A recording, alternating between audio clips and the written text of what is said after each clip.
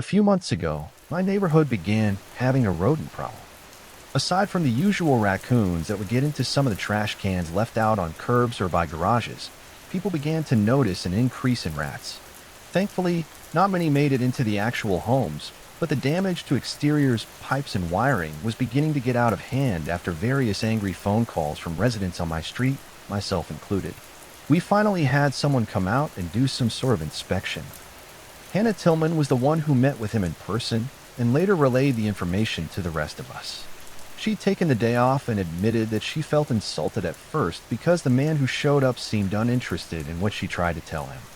Once he saw those garden pipes the Rutgers family has in their garden are all chewed up, well, he started realizing we weren't just making this up. He looked at the outside of almost every house up and down the street. But don't worry, he didn't go into any yards that have locks on their fences or anything, she told us that evening. A group of us congregated in her yard, curious to know what was going to be done about our sudden infestation. So what's going to happen now? Damian Sutherland asked. Well, Hannah began, but was cut off by a gruff voice from the porch next door. Go home already. Nobody needs to be out gossiping this much, the old woman's voice interrupted. We all turned to look at the angry, elderly woman standing at the edge of her porch. She had one hand firmly gripped on a cane, and her other palm placed flat against one of the pillars on either side of the steps. Her jaw was set, and she glared at the group. Mrs. Harris, we're just discussing the rat problem. Did you have anything specific you wanted us to share with the people coming to take care of it? Is there any damage to your property that needs to be addressed? A younger woman spoke up. She was my next-door neighbor, a woman in her mid-20s named Caroline Murphy. She'd moved in about a year ago when her father, who owned a home, got sick and needed to be taken care of. He didn't last long, unfortunately, but she inherited the home and decided to stay at least for a while. Although none of us knew her very well, she was always kind, and best of all, she was quiet and respectful. The only rats around here that are a problem are the lot of you interrupting an old woman's slumber.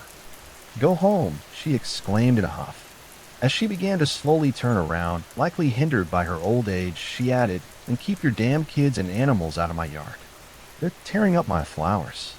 I pivoted my head a bit and shared a side-eye look with my partner, Lucy. We both knew that this would be a running joke between us later, possibly even shared with the other residents as well. When I was younger, I never bought into the idea that there actually were older people out there who yelled "get off my lawn" or were just crotchety for no apparent reason. That was until I met Mrs. Harris. She was the epitome of a bitter, elderly cliché. She'd lived here since before anyone else could remember being a fixture, even when Damien was growing up 1st. Over.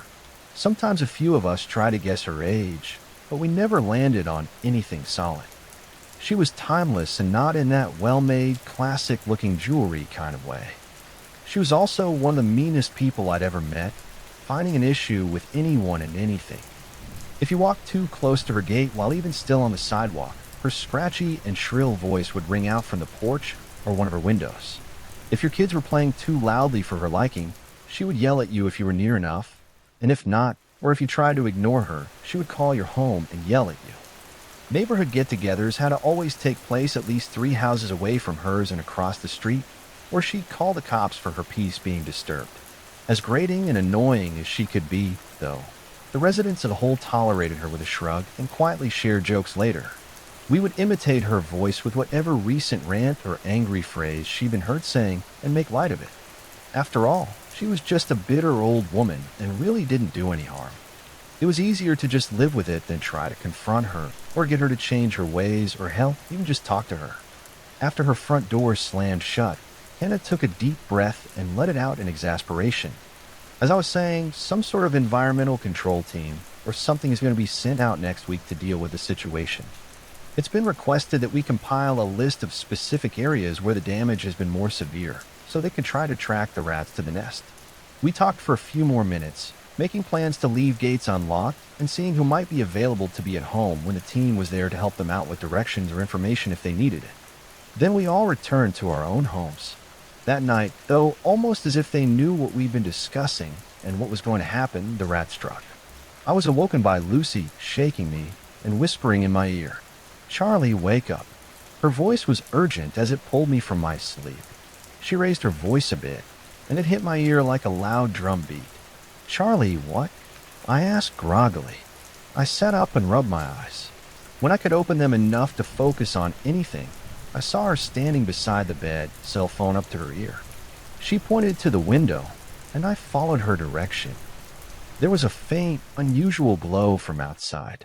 As my still mostly asleep mind tried to process what was happening, I heard Lucy on the phone with someone. There was a single word that caught my attention: fire. When I heard this, I jumped up and quickly approached the window, looking out. From here, I could see the back of Caroline's house was ablaze. It wasn't a huge inferno or anything, but it was still a house on fire. I rushed to pull some clothes on and darted out the front door, almost running face first into it. In my haste, I left Lucy trailing behind me at a slower pace, on the phone with who I now assumed were emergency services. My main focus, though, was making sure Caroline got out of the house. Once I saw her already standing on the sidewalk, staring forlornly at her home, and the glow that could be seen peeking over the roof, almost like a sunrise or sunset, I let out a breath of relief. "You okay?"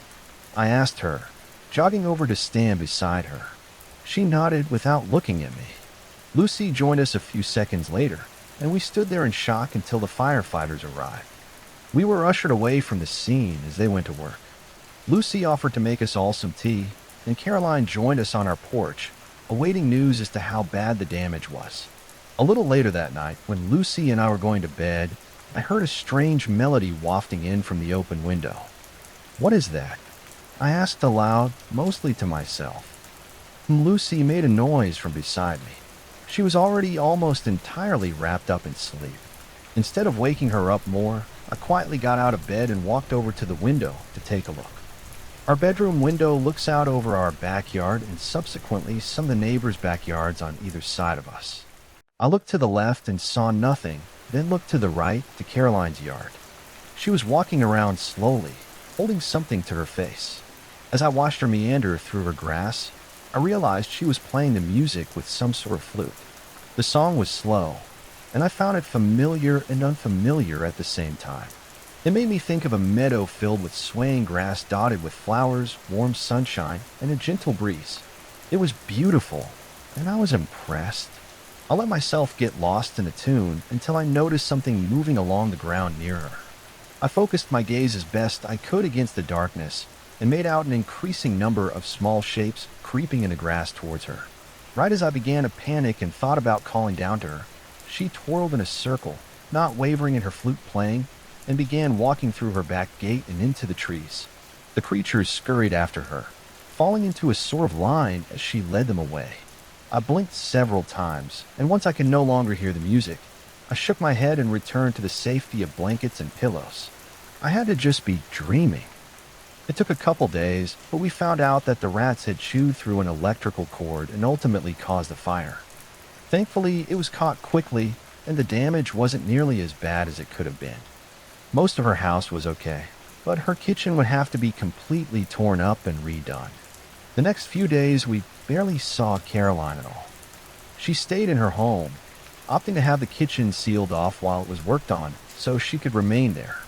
Honestly, I didn't think much of her chosen solitude until Lucy pointed out that there were new additions to Caroline's front porch. "They're interesting, don't you think?"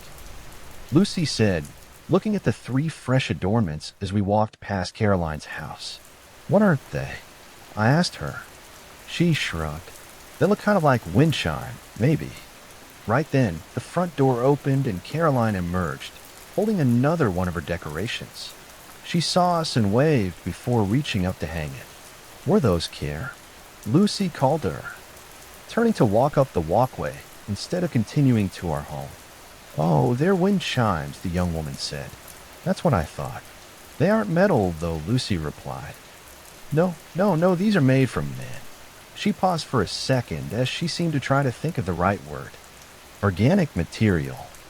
I followed Lucy to the porch and looked at the items with her. They definitely appeared to be wind chimes of some sort, but the pipes that usually were made from metal cylinders were small and colored. When I say small, I actually mean tiny. It was like they were made for fairies or something.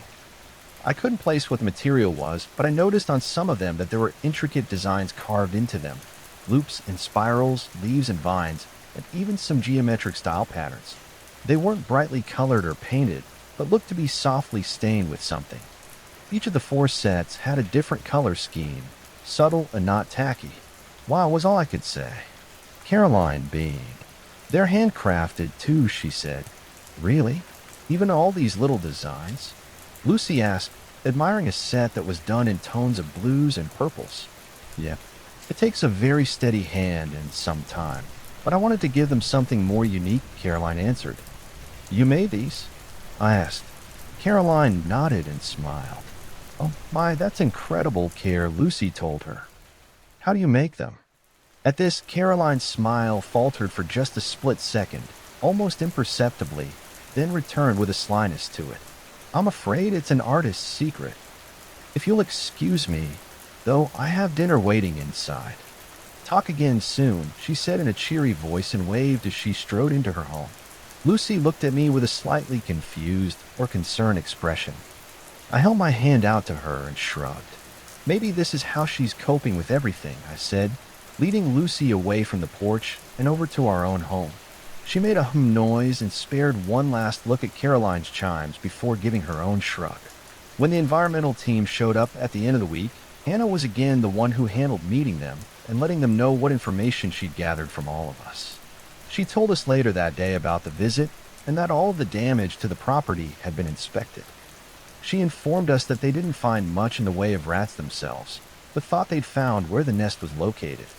They did whatever they could to handle such a situation and expected it to be resolved soon, as there were signs of the rat population seeming to dwindle already.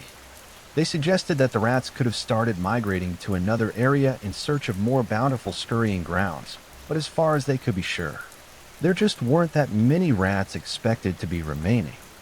We all took the good news to heart and looked forward to a rat-free ST.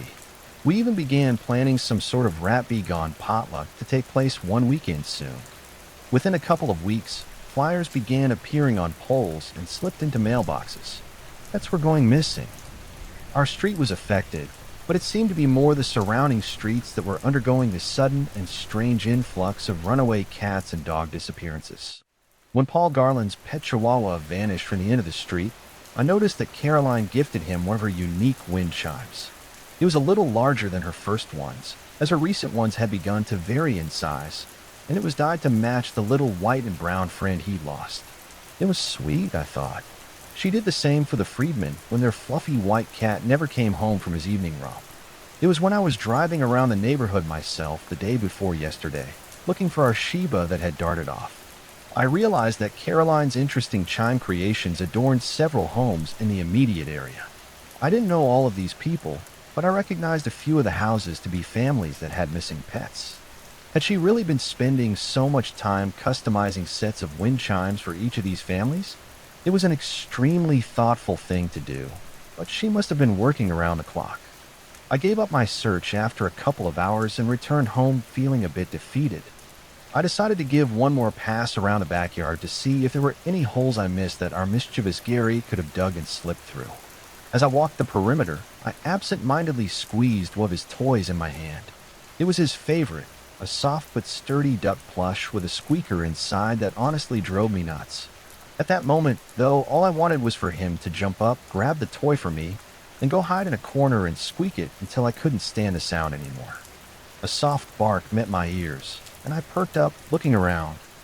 I wasn't sure where it had come from, but it definitely sounded like my Gary buddy. I made the toy squeak again and listen hard. The bark was muffled, but it was definitely there, coming from the direction of Caroline's backyard. I stood on my toes and tried to peer over the fence, wondering if he had somehow snuck back there. I couldn't see anything, but I heard a whimper and another bark, this one more frustrated than before. Without thinking, I rushed back through the gate that separated the front of the house and the backyard, and ran over to Caroline's backyard. Part of her fence had been damaged from the fire and still remained a charred heap. I hopped over the pile of wood and squeaked the toy again, hoping for another sound to tell me if I was on the right track. As expected, there were more dog noises, a couple of barks, followed by a few whimpers. Continuing this method, I followed the sounds to the large shed that Caroline had at the back of her yard. As I neared it, I heard scratching against the door from inside. I grabbed the handle and yanked it open to have Gary leap out.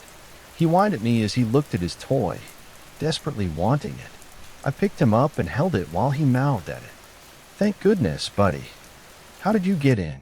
I stopped mid-question as I looked up to see Caroline walking toward me from the front of the house. "Charlie?" she asked, her tone sounding a bit nervous. "Sorry, Caroline, this little guy somehow got himself stuck in your shed. I've been looking for him all afternoon, and I was worried he was going to be like one of those other animals that haven't turned up." I explained quickly. "Oh, I wonder how he got stuck in there. Maybe he snuck in without me knowing somehow when I was working earlier and got shut in," she said. There was something about her voice. It sounded odd, and it made me a bit nervous. I looked back into the shed and saw jars full of some colored liquids, paint brushes, carving tools, desk lamps, and some other items that I didn't take the time to mentally inventory. "Is this where you work?" I asked her, taking a step away from the shed. She nodded, her eyes fixed on Gary. He'd gone quiet and calm, holding onto his toy in his mouth with his head down, hanging over my arm. "He's such a beautiful dog," Caroline said, and closed the gap between us, reaching out to touch Gary. When I looked at her, her eyes were completely white, as if rolled into the back of her head. I froze, but Gary then sprang to wiggling life, and it was difficult to keep a hold of him. She pulled her hand back in surprise. When I looked at her again, her eyes were normal, and I couldn't be sure if I'd really seen anything, or if my mind was playing some sort of creepy trick on me. "I think he's probably pretty hungry and thirsty by now. I better get him home," I told her with a quick, forced smile as I walked away, doing my best to not let the writhing dog loose. I hurried into the house and set him down, then locked the door behind me. "You found him?" Lucy exclaimed. "Yeah," I answered, breathing hard a couple times. "He was in Caroline's shed. I wonder how he got in there," Lucy said. She knelt on the floor and he bounded into her open arms. They stayed there, Lucy giving him a plethora of belly rubs and ear scratches as I made sure he had a fresh bowl of water and food.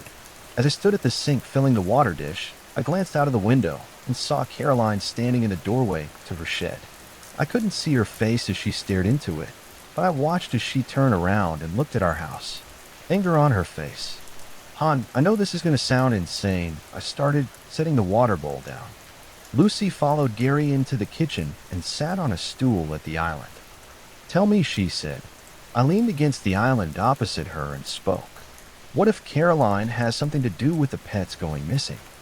She seemed put off by me finding Gary, and it was in her shed too. Thinking about it, she's been kind of strange lately, and I think everyone she's gifted those wind chimes to has a missing animal. And think about the rats. They started disappearing before those people even showed up. Are you just jumping to conclusions because you were worried about Gary, or are you actually concerned about this?" she asked me. She never told me I was crazy, or that my ideas or thoughts were outrageous. Instead, she tried to help me logic my way through my more out-there musings and anxiety, and I loved her for that. I guess I could be, but I'm not entirely sure right now. The timing just seems. Animals go missing, and suddenly she's making these organic wind chimes. It just strikes me as unusual, at least, I told her. She nodded, taking in my words. "All right, here's what we can do. We have no proof that she's linked. Gary could have easily gotten over there, I'm sure, so that isn't a good basis for accusing her of anything.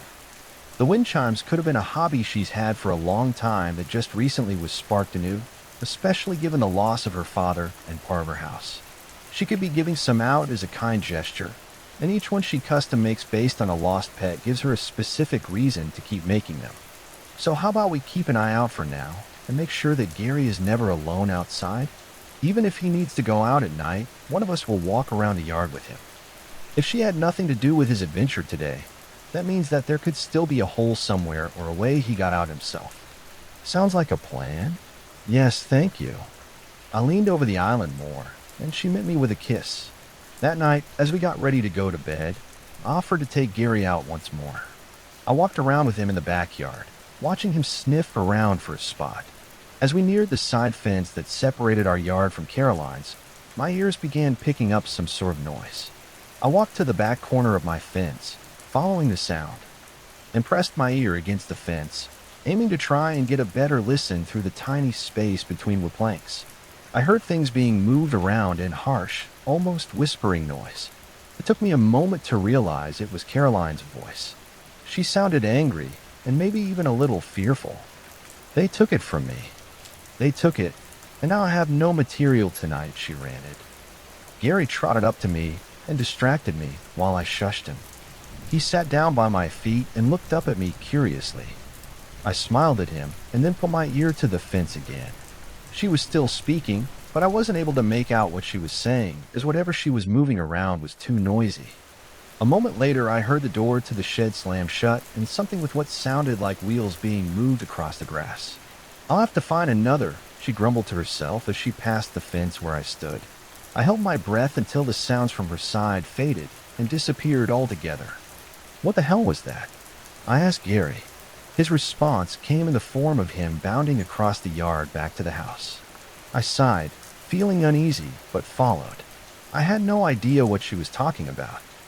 But I decided if another animal went missing, I would start poking around her place to try and get some answers, if not confront her directly. The more I thought about it on the short walk to the house, the more I considered that those wind chimes could be made of bone, specifically bones from the missing animals. She had made tiny ones when it was just the rats, and as pets went missing, the sizes had changed and not been uniform anymore.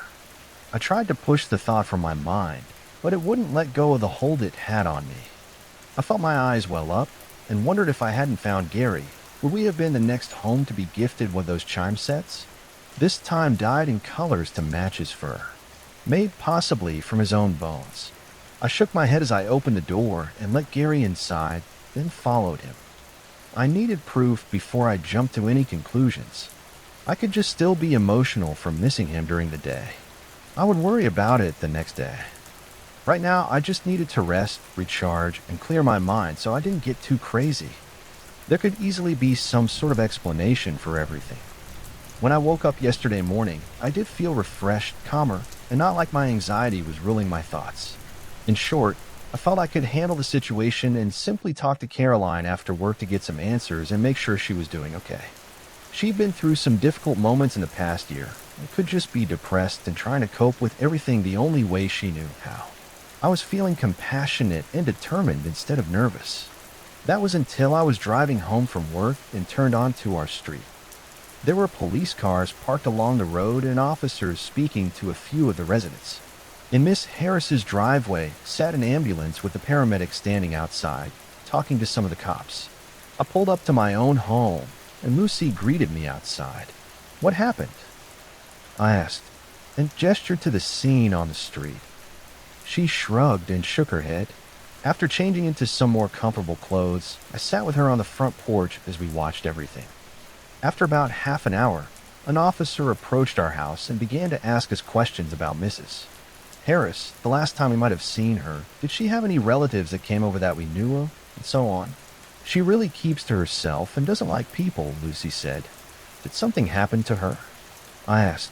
The officer sighed and closed the notebook he'd been jotting things in before looking at us directly and answering. When the weekly nurse came to check in on her today, he found some signs of a possible injury or a fall. Mrs. Harris was nowhere in the house or on the property. There is a concern that she got hurt and confused and wandered off somewhere.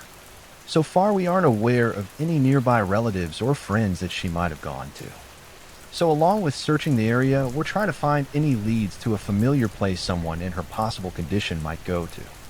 After a few more minutes of conversation about Mrs. Harris and anything we might be able to remember she might have mentioned at some point, he gave us a card and thanked us for our time. The search continued into the night, and with no sign of Mrs. Harris anywhere, many people in the neighborhood pitched in and searched the surrounding woods for a few hours, despite her being mean to everyone. The following morning, some of us reconvened outside Mrs. Harris's house and began planning on where to look. I'd originally planned to help out for an hour before work, and then come back and help more if it was needed after. I did help this morning, even after what I saw. I didn't want to alarm anyone else after all, but I don't think I'll be helping the search anymore. At this point, I honestly don't know what to do.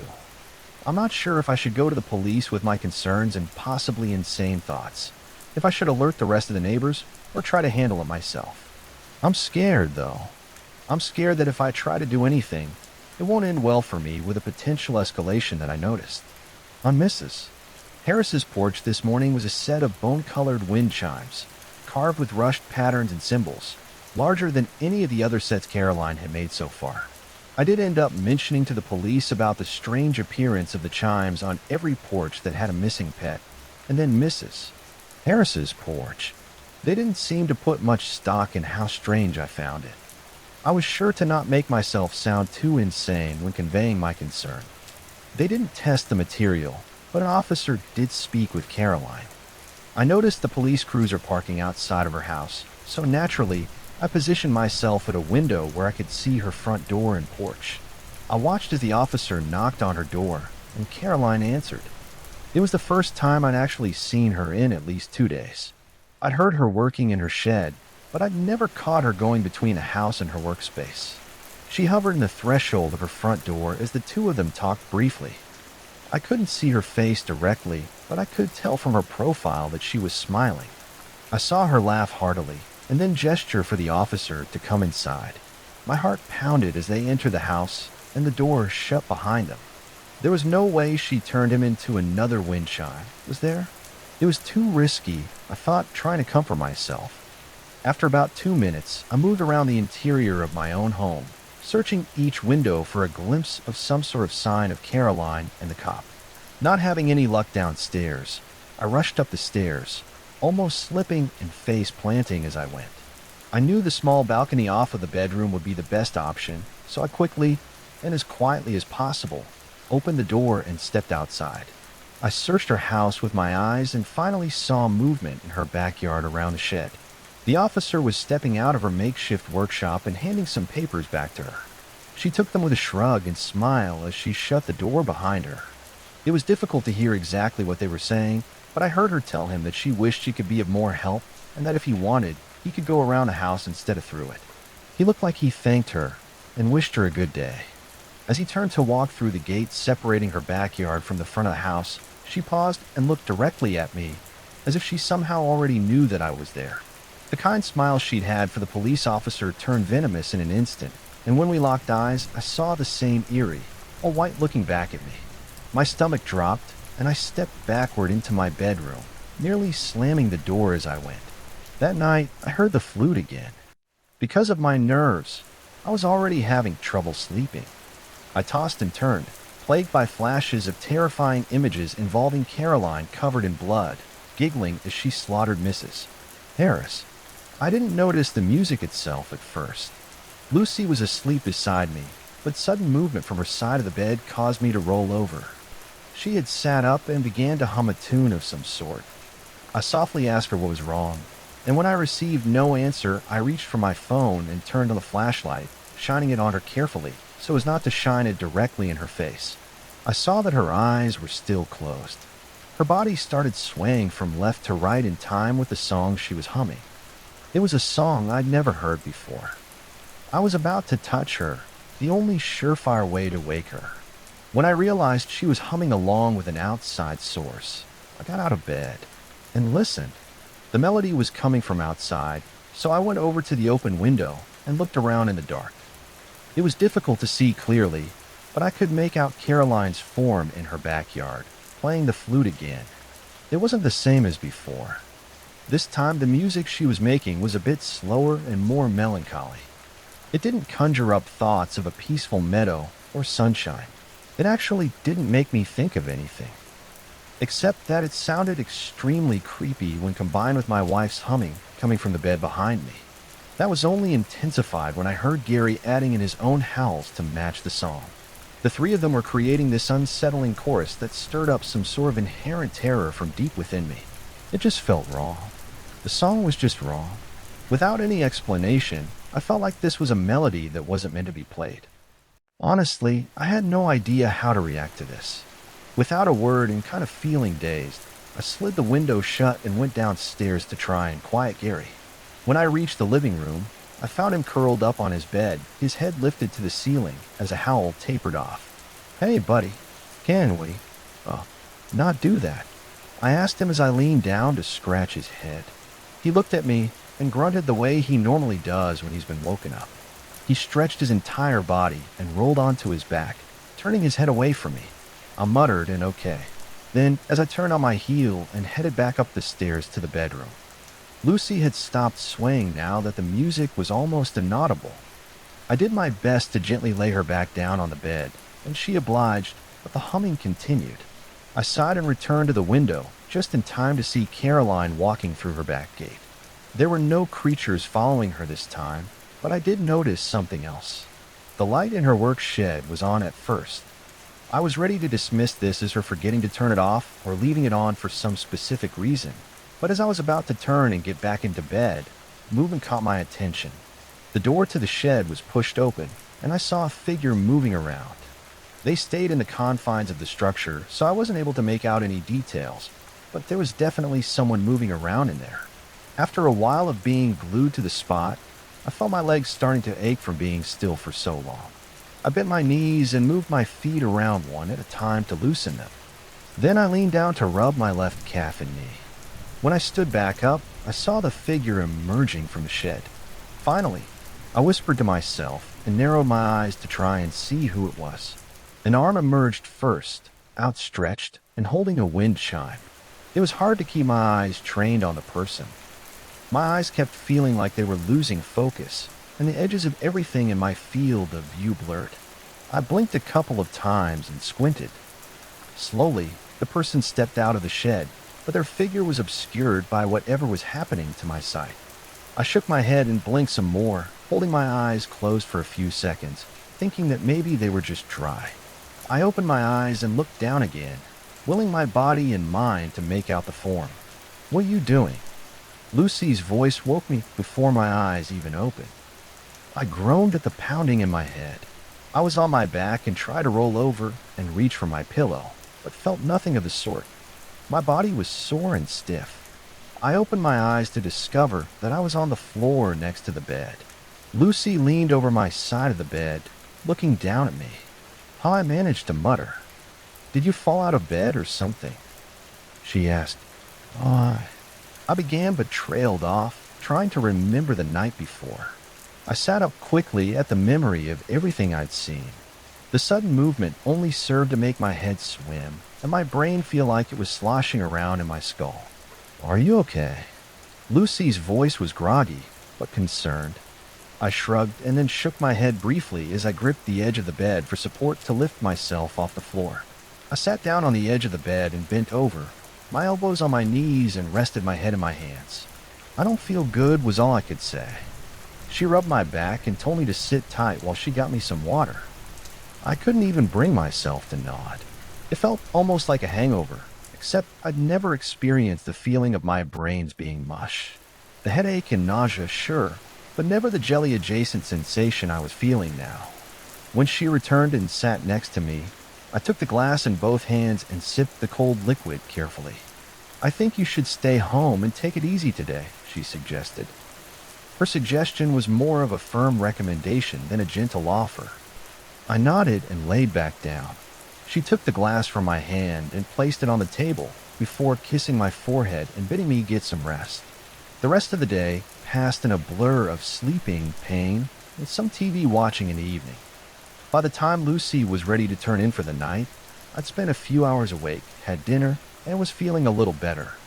The brain jelly feeling had subsided after the first few hours of added sleep. I still had a headache, but some ibuprofen helped relieve the pressure and pounding quite a bit. Because of the extra rest I'd gotten that day, I wasn't ready to go back to sleep just yet, so I kissed Lucy goodnight and stayed up to watch some more mindless sitcoms. I ended up falling asleep for a short time while I was stretched out on a couch. Gary snuggled up to my stomach. It was a muffled howl that woke me up. I jumped to my feet, startling him completely awake, if he hadn't been before, and eliciting a glare from his sleepy dog face. His ears perked up after a second, and he lifted his head to sniff the air. The sliding door to our back patio was open, leaving just the screen door locked, and I could hear the music from the flute again. Gary huffed and snorted once, before hopping off of the couch and padding over to the door. He sat down and stared in the direction of Caroline's yard, a low growl coming from his throat. I followed him and closed the door, cutting off the sound. His attention immediately turned to something behind us, and he darted back towards the stairs. He was up the entire flight of stairs before I could even put a foot on the first one. As I made my way up, I could hear him whining softly. Once I could see him, I understood why he was so upset. The flute music wafted in lightly from an open window somewhere, and Lucy stood in the hall a couple of feet from the top of the stairs. She was swaying and humming again. I approached her, trying to talk to her calmly and ask her what was wrong. She didn't respond. Gary nudged her leg with his head, but still there was nothing from her. "Lucy, let's get back to bed, yeah?" I said as I gently tried to touch her in order to turn her away and guide her back to our room. She paused her humming and made an unintelligible noise. "Honey, you need to get back to sleep." I continued my attempt to guide her. "No," she said firmly in an uncharacteristically raspy voice. I was taken aback for a moment at this and froze. Her previously closed eyes shot open, revealing the same rolled-back white appearance I'd seen on Caroline twice before. She shoved me forcefully away from her. As I tried to find my footing, I ended up tripping backwards over Gary, who yelped slightly and then ran. I caught myself just before I tumbled down the stairs. It took a moment for me to regain my bearings, and once I righted myself, I saw that Lucy was no longer standing there. I heard the door to her office slam shut, and I rushed after her. She'd locked me out. "Lucy, honey, open the door." "Please open the door," I pleaded. Instead of waiting for too long after I heard things being knocked around inside, I bolted downstairs and grabbed the set of interior keys we kept in a drawer. I returned and unlocked the door as quickly as I could to find the room disheveled. Things were knocked off of her desk, books were on the floor, pens were everywhere, but Lucy wasn't there. The window was wide open with a screen pushed out of it. I looked outside, but I saw no sign of her anywhere. All I could hear was that flute being played. I left the office and went to the bedroom to try and see where Caroline was. By the time I stepped out of the balcony, though, the melody was distant and I saw no movement in the darkness. The light in the shed was on, and the door was open, but it didn't seem as if there was any movement inside. I ran down the stairs, slipped some shoes on, and grabbed Gary's leash. He was sitting by the back door again, still growling.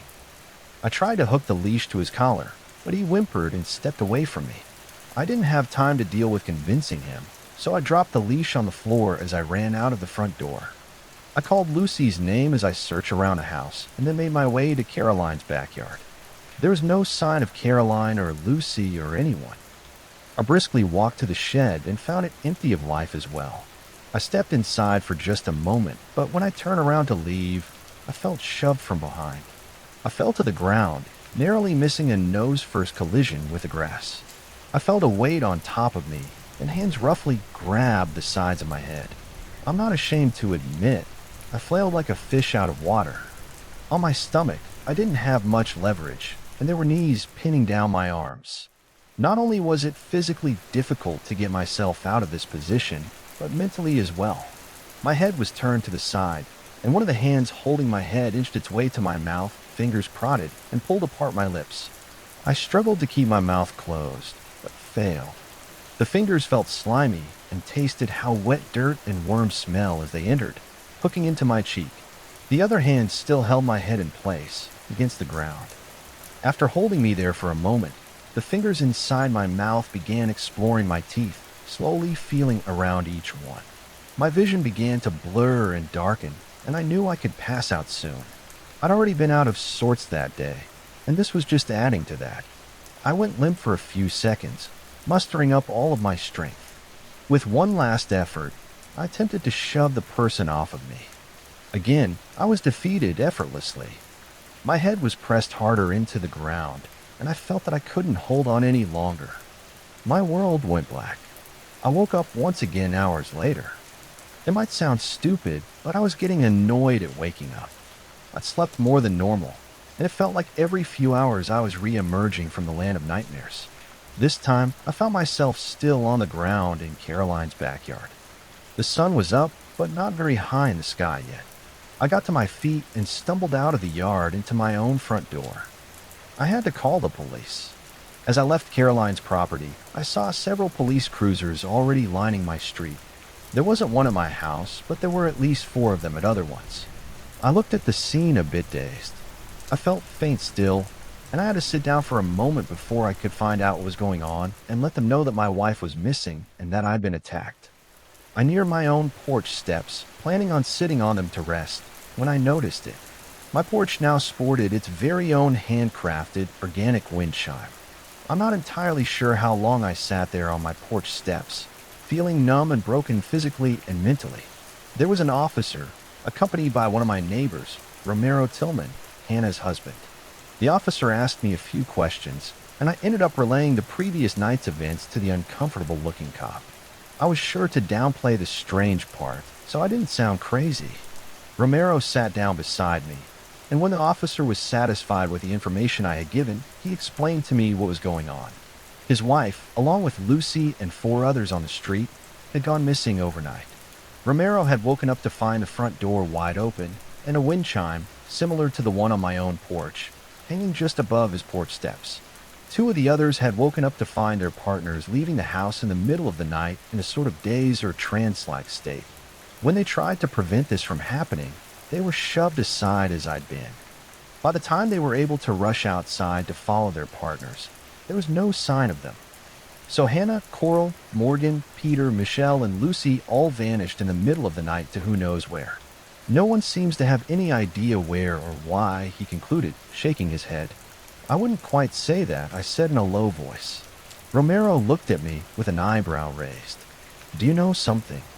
He asked. I nodded slightly, looking around the street. I might, but I don't want to talk about it out in the open. And if you want to know, you're going to have to open your mind quite a bit. It's going to sound insane. We agreed to meet back at my house once the police had finished their questioning. I went inside and took a shower before making a full pot of coffee. When Romero returned an hour later, he had Samantha, Isaac, Carter, and Luke in tow. These were the partners of those that had gone missing. I explained what I knew, what had happened to me, and confirmed that each of them had a wind chime appear somewhere on their porch. I expected disbelief and to be called crazy, but surprisingly, nothing of this sort happened. Each of them took turns explaining the strange behavior their partner had been exhibiting for a day or 2 prior to last night. Carter even explained the wide-eyed look that Peter had when he tried to stop him from leaving.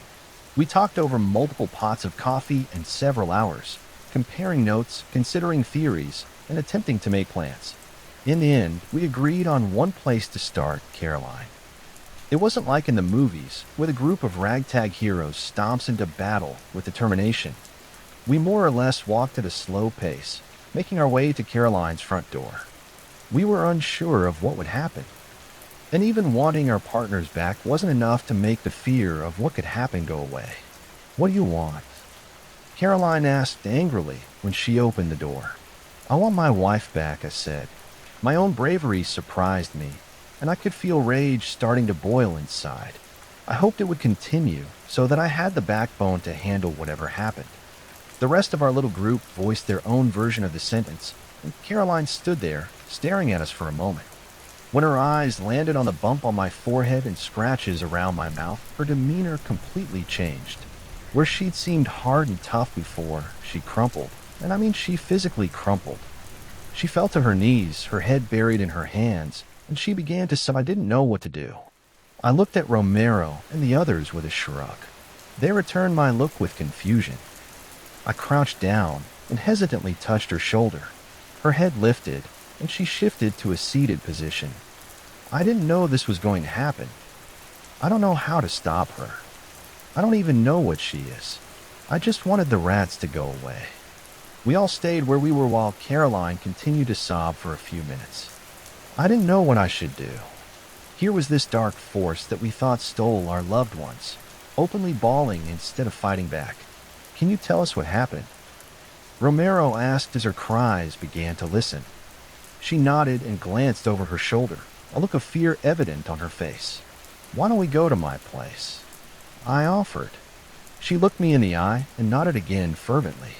Samantha stepped forward and helped her to her feet. Back in my living room again, we sat around and listened to Caroline's explanation. After the fire, I was upset and angry that the rat issue was out of control. I didn't want to wait any longer or have anyone else get hurt because of them. I was taking a walk, trying to calm down, when I heard someone call to me from the front of a house I was walking past. At first, I thought Mrs.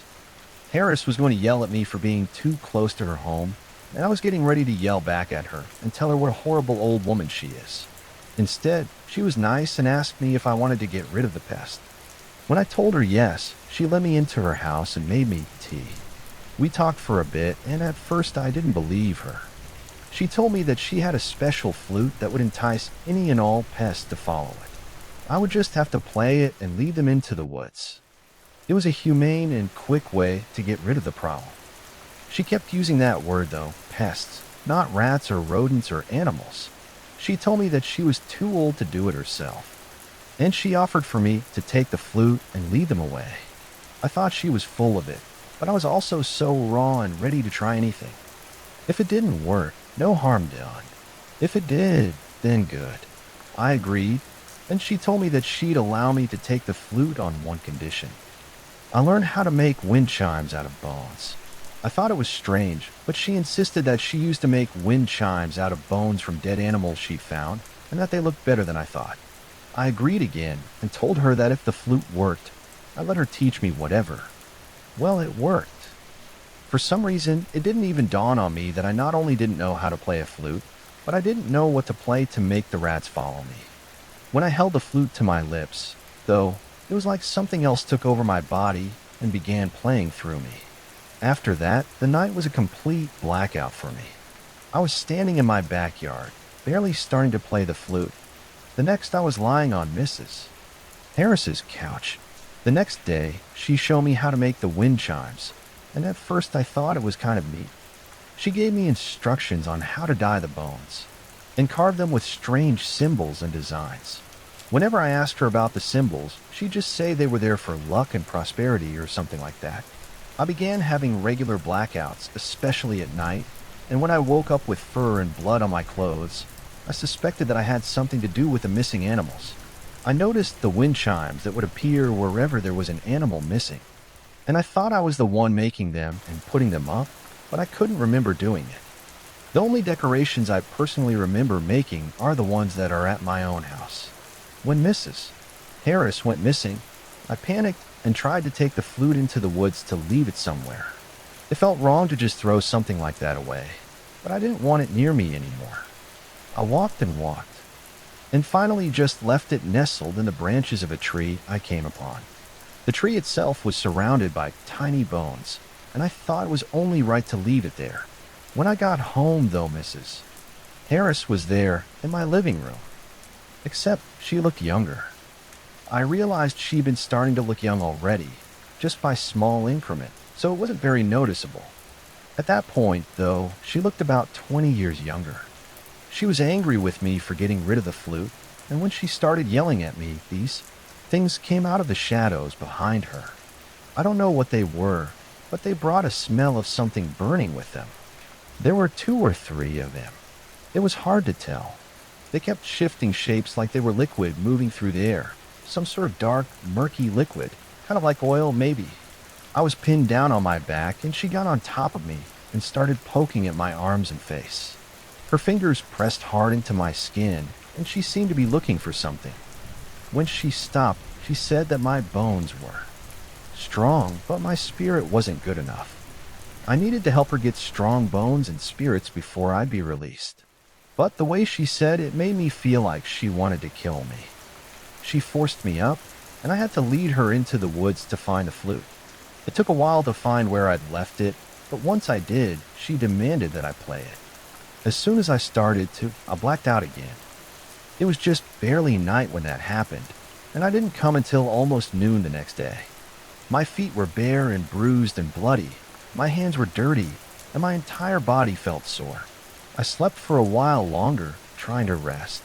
Hours later, when I woke up, Mrs. Harris was back again. She didn't say anything, but sat on the edge of my bed and held the flute out to me. I took it and began to play, afraid of what she might do or what she might bring. If I didn't, I remember crying as I took it, and she led me to my backyard. The next thing I knew, I was standing in the woods, surrounded by the missing people. They were sitting on the ground, each of them, with their feet in holes. There was one hole for each foot, and they were in the process of covering the holes, with their feet inside up to the calves. I watched for a little while as they finished, and then pushed themselves to stand. They looked like they were imitating trees or something, with their feet rooted in the ground. I heard movement in the distance and realized that Mrs. Harris hadn't been there. Thinking it was her making the noise, I ran. I just took off. I ran as hard and fast as I could. I tripped several times, but I kept making myself get up and run. When I got home, my entire body looked wrecked, and I sat in the shower for a while, trying to wash off the dirt and blood. And then you showed up. She completed her tale with a shrug. After a few long, silent moments, Isaac spoke up. "Can you take us back there?" Less than 2 hours later, equipped with bags full of water, protein bars, and whatever makeshift weapons we could gather, the 6 of us followed Caroline into the woods. The way she moved gave away how much pain she was in, and Samantha asked at one point if she was okay to do this. Caroline insisted she was, and I wondered if her own rage was fueling her. In the time we took to get prepared, she'd become hardened again, but this time in a determined way. She wanted to end this, and it was easy to see that. If I were her, I would have been fuming and frightened, but ready to do whatever it took to be done. We hiked through the trees for a long time. Hours passed as Caroline tried to remember the way. The sun began to lower in the sky, and I began to worry that we would either be too late or not be able to find them at all. As we stopped to rest for a moment, Caroline pulled something out of her backpack. It was the flute that I'd seen her play. "You still have it?" I asked her. She stared at it in her hand and nodded. "I have an idea," she said quietly. We gathered around her as she raised the flute to her mouth, closed her eyes, and began to play. It was slow, a soft melody similar to the very first one I'd heard. The air around us felt like it stopped moving entirely. As the tune picked up in pace, I felt again the sense of being in a peaceful meadow. I think all 6 of us were enraptured in the music. We didn't move, and it barely felt like I was breathing. Everything felt surreal, and I didn't realize I'd closed my eyes until I opened them. What greeted me was new and wondrous. The trees seemed to sparkle, the browns of the trunks a deeper shade tinged with softly pulsing veins. The leaves were brighter and richer shades of green than I had ever seen. The ground beneath my feet felt softer, but still sturdy. The blades of grass swayed in time with a song, shimmering as if they were speckled with the tiniest bits of water. As I looked around in awe, I saw that Romero, Isaac, Samantha, Carter, and Luke were doing the same. I knew that we were seeing the world in a new light somehow. When I looked back at Caroline, the musician, her skin was glowing gently with golden light. I wanted to reach out and touch her to see if she was as warm as the glow looked, but I resisted, feeling deep within myself that an action such as that would disrupt the entire scene, and I couldn't let that happen. "Do you hear that?" Luke asked. He was looking to our left, and I strained my eyes and ears in that direction. "Is that singing?" Isaac asked. "I think it is," Romero said. We all listened as the distant sound of voices joined the melody Caroline continued to play. There was a chorus growing from somewhere to our left, harmonizing with the flute. "Let's go," Luke said, and began to walk in the direction of the sound. I looked at Caroline, and she opened her eyes. She nodded without stopping the music. We left her to slowly trail behind us, playing on, and we rushed through the woods in search of the voices. It didn't take long for us to find the source. In a small area, not even big enough to be called a clearing, there were our missing partners. They all looked tired, dirty, and dazed. Their eyes were closed, and they swayed with the music. In a circle amongst the trees, they were planted just how Caroline had described, each leg buried in a hole in the dirt up to their mid-calves. In the center was an angry Mrs. Harris. She glared at us as we approached, each of us rushing to our respective loved ones. "How dare you interrupt me?" she bellowed. Her voice was deeper than normal, almost echoing with multiple tones. As she ran to Coral, Samantha purposefully barreled into the woman.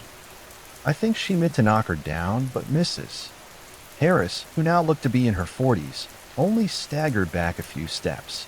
We each reached our significant others, but didn't know what to do next. Isaac started trying to dig around Morgan's feet. Romero was shaking Hannah and begging her to snap out of it. Samantha was hugging Coral and talking to her frantically. Luke was attempting to pull Michelle's legs out of the ground. Carter was grabbing Peter's hands and pleading with him to come along. And I was standing there in front of Lucy, facing Mrs. Harris. The woman's entire form seemed to darken.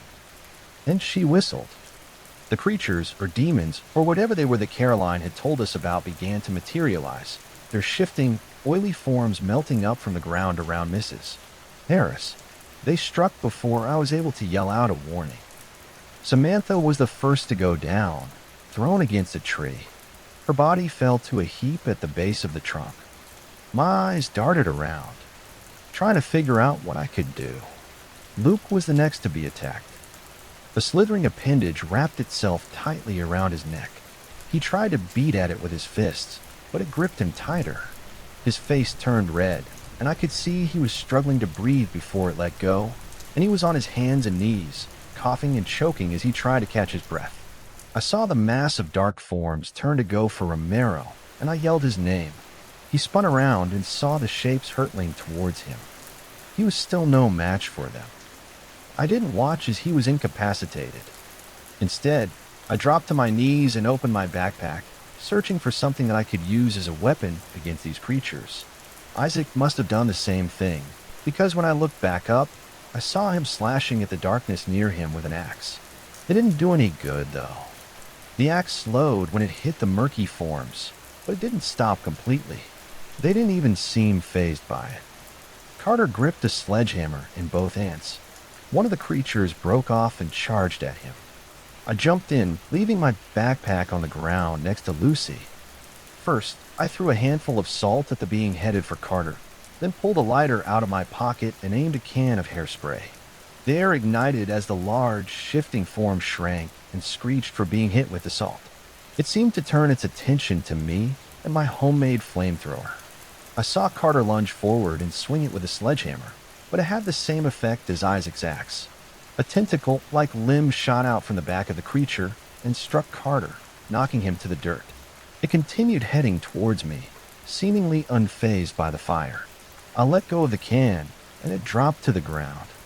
I turned and grabbed the container of salt, opening the spout and swinging it around haphazardly, trying to make contact with a dark cloud thing. There was a slight sizzle, and it recoiled. It didn't stop, though. The salt seemed to hurt, sure, but it wasn't enough to halt anything. Another form joined the one now slowly approaching me.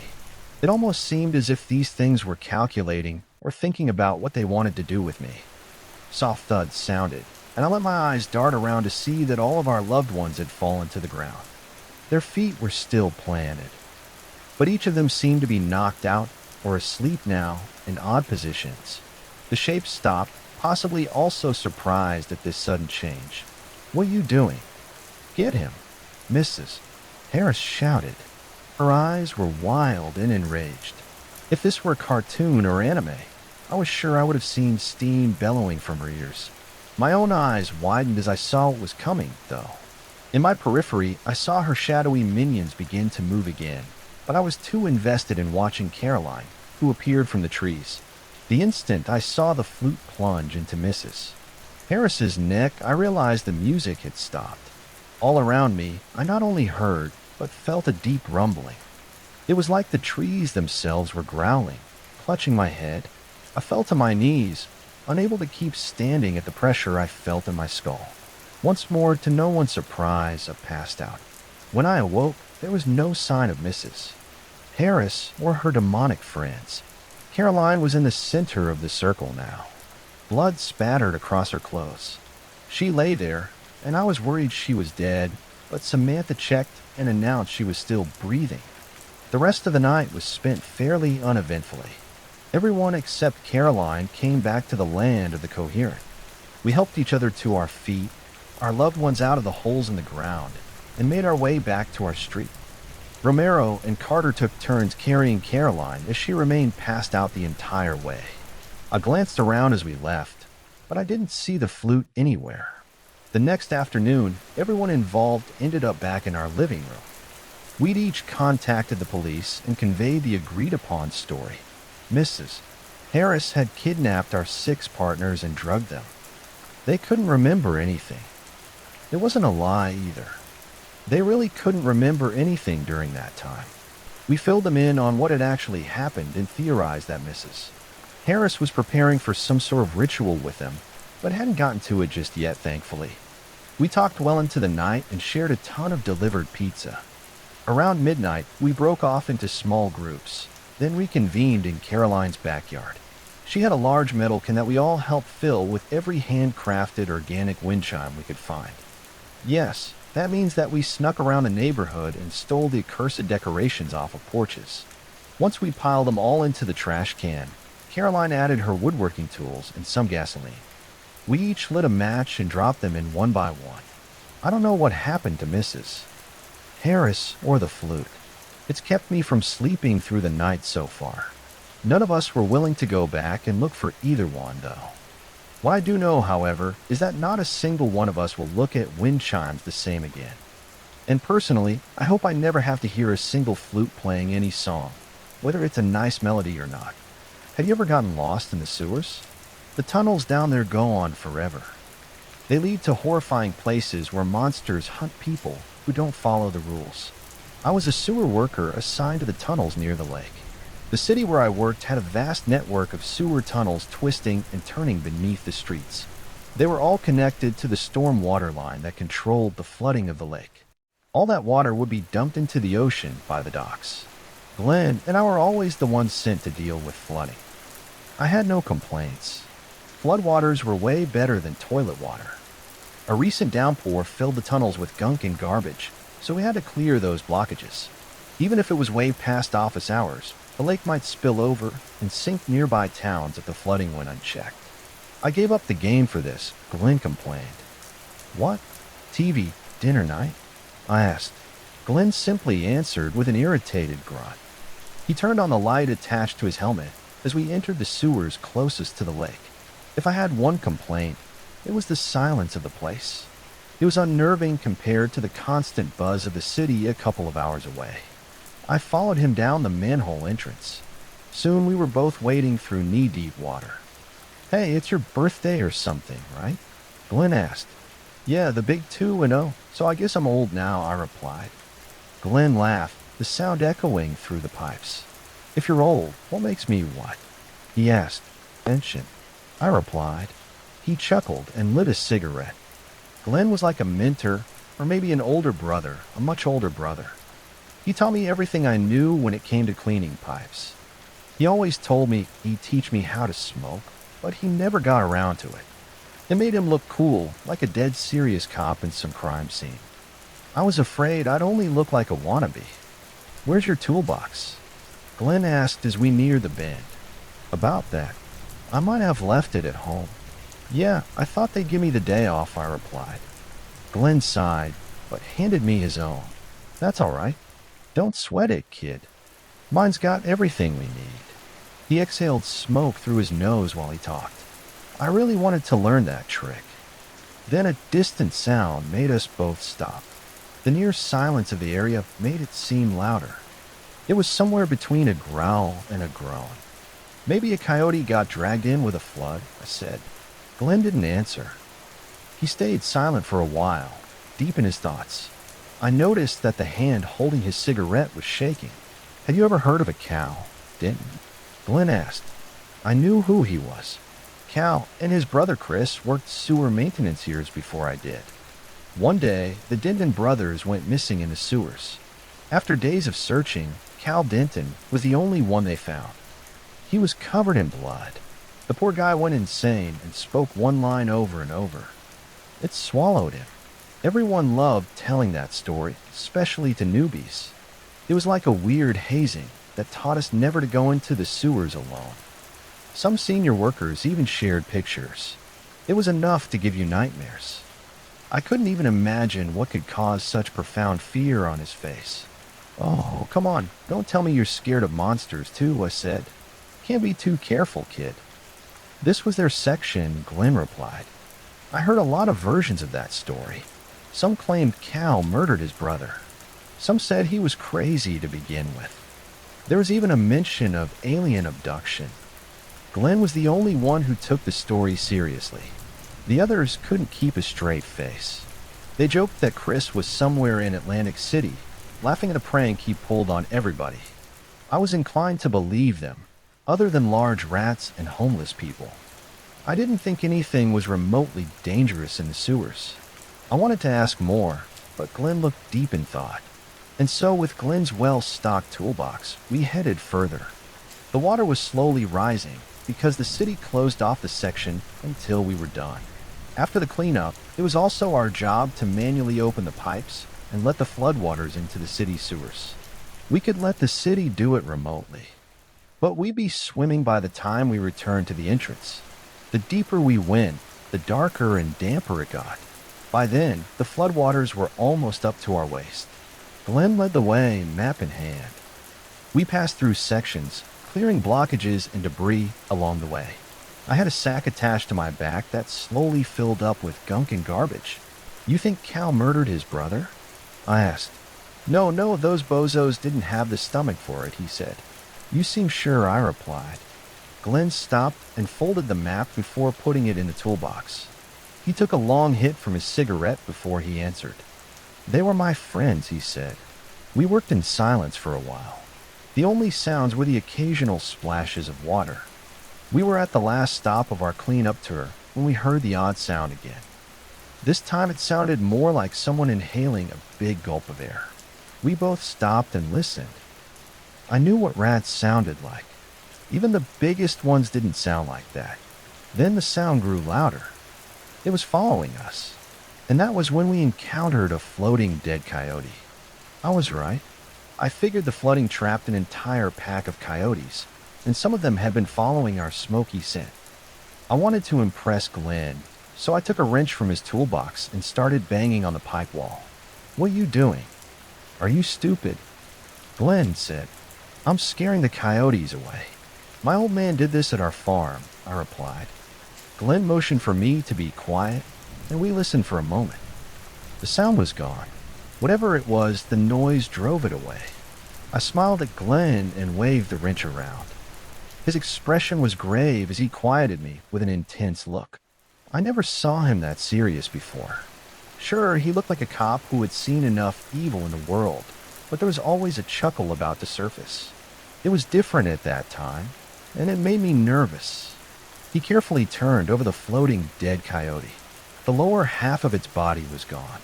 It looked like it was taken in one big bite. Glenn, I asked.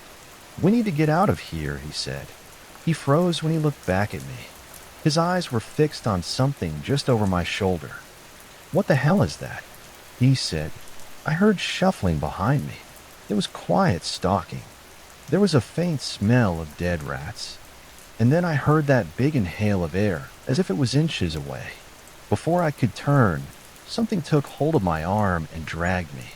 It was all too fast. I couldn't understand what was happening. I lost my helmet light and everything went dark.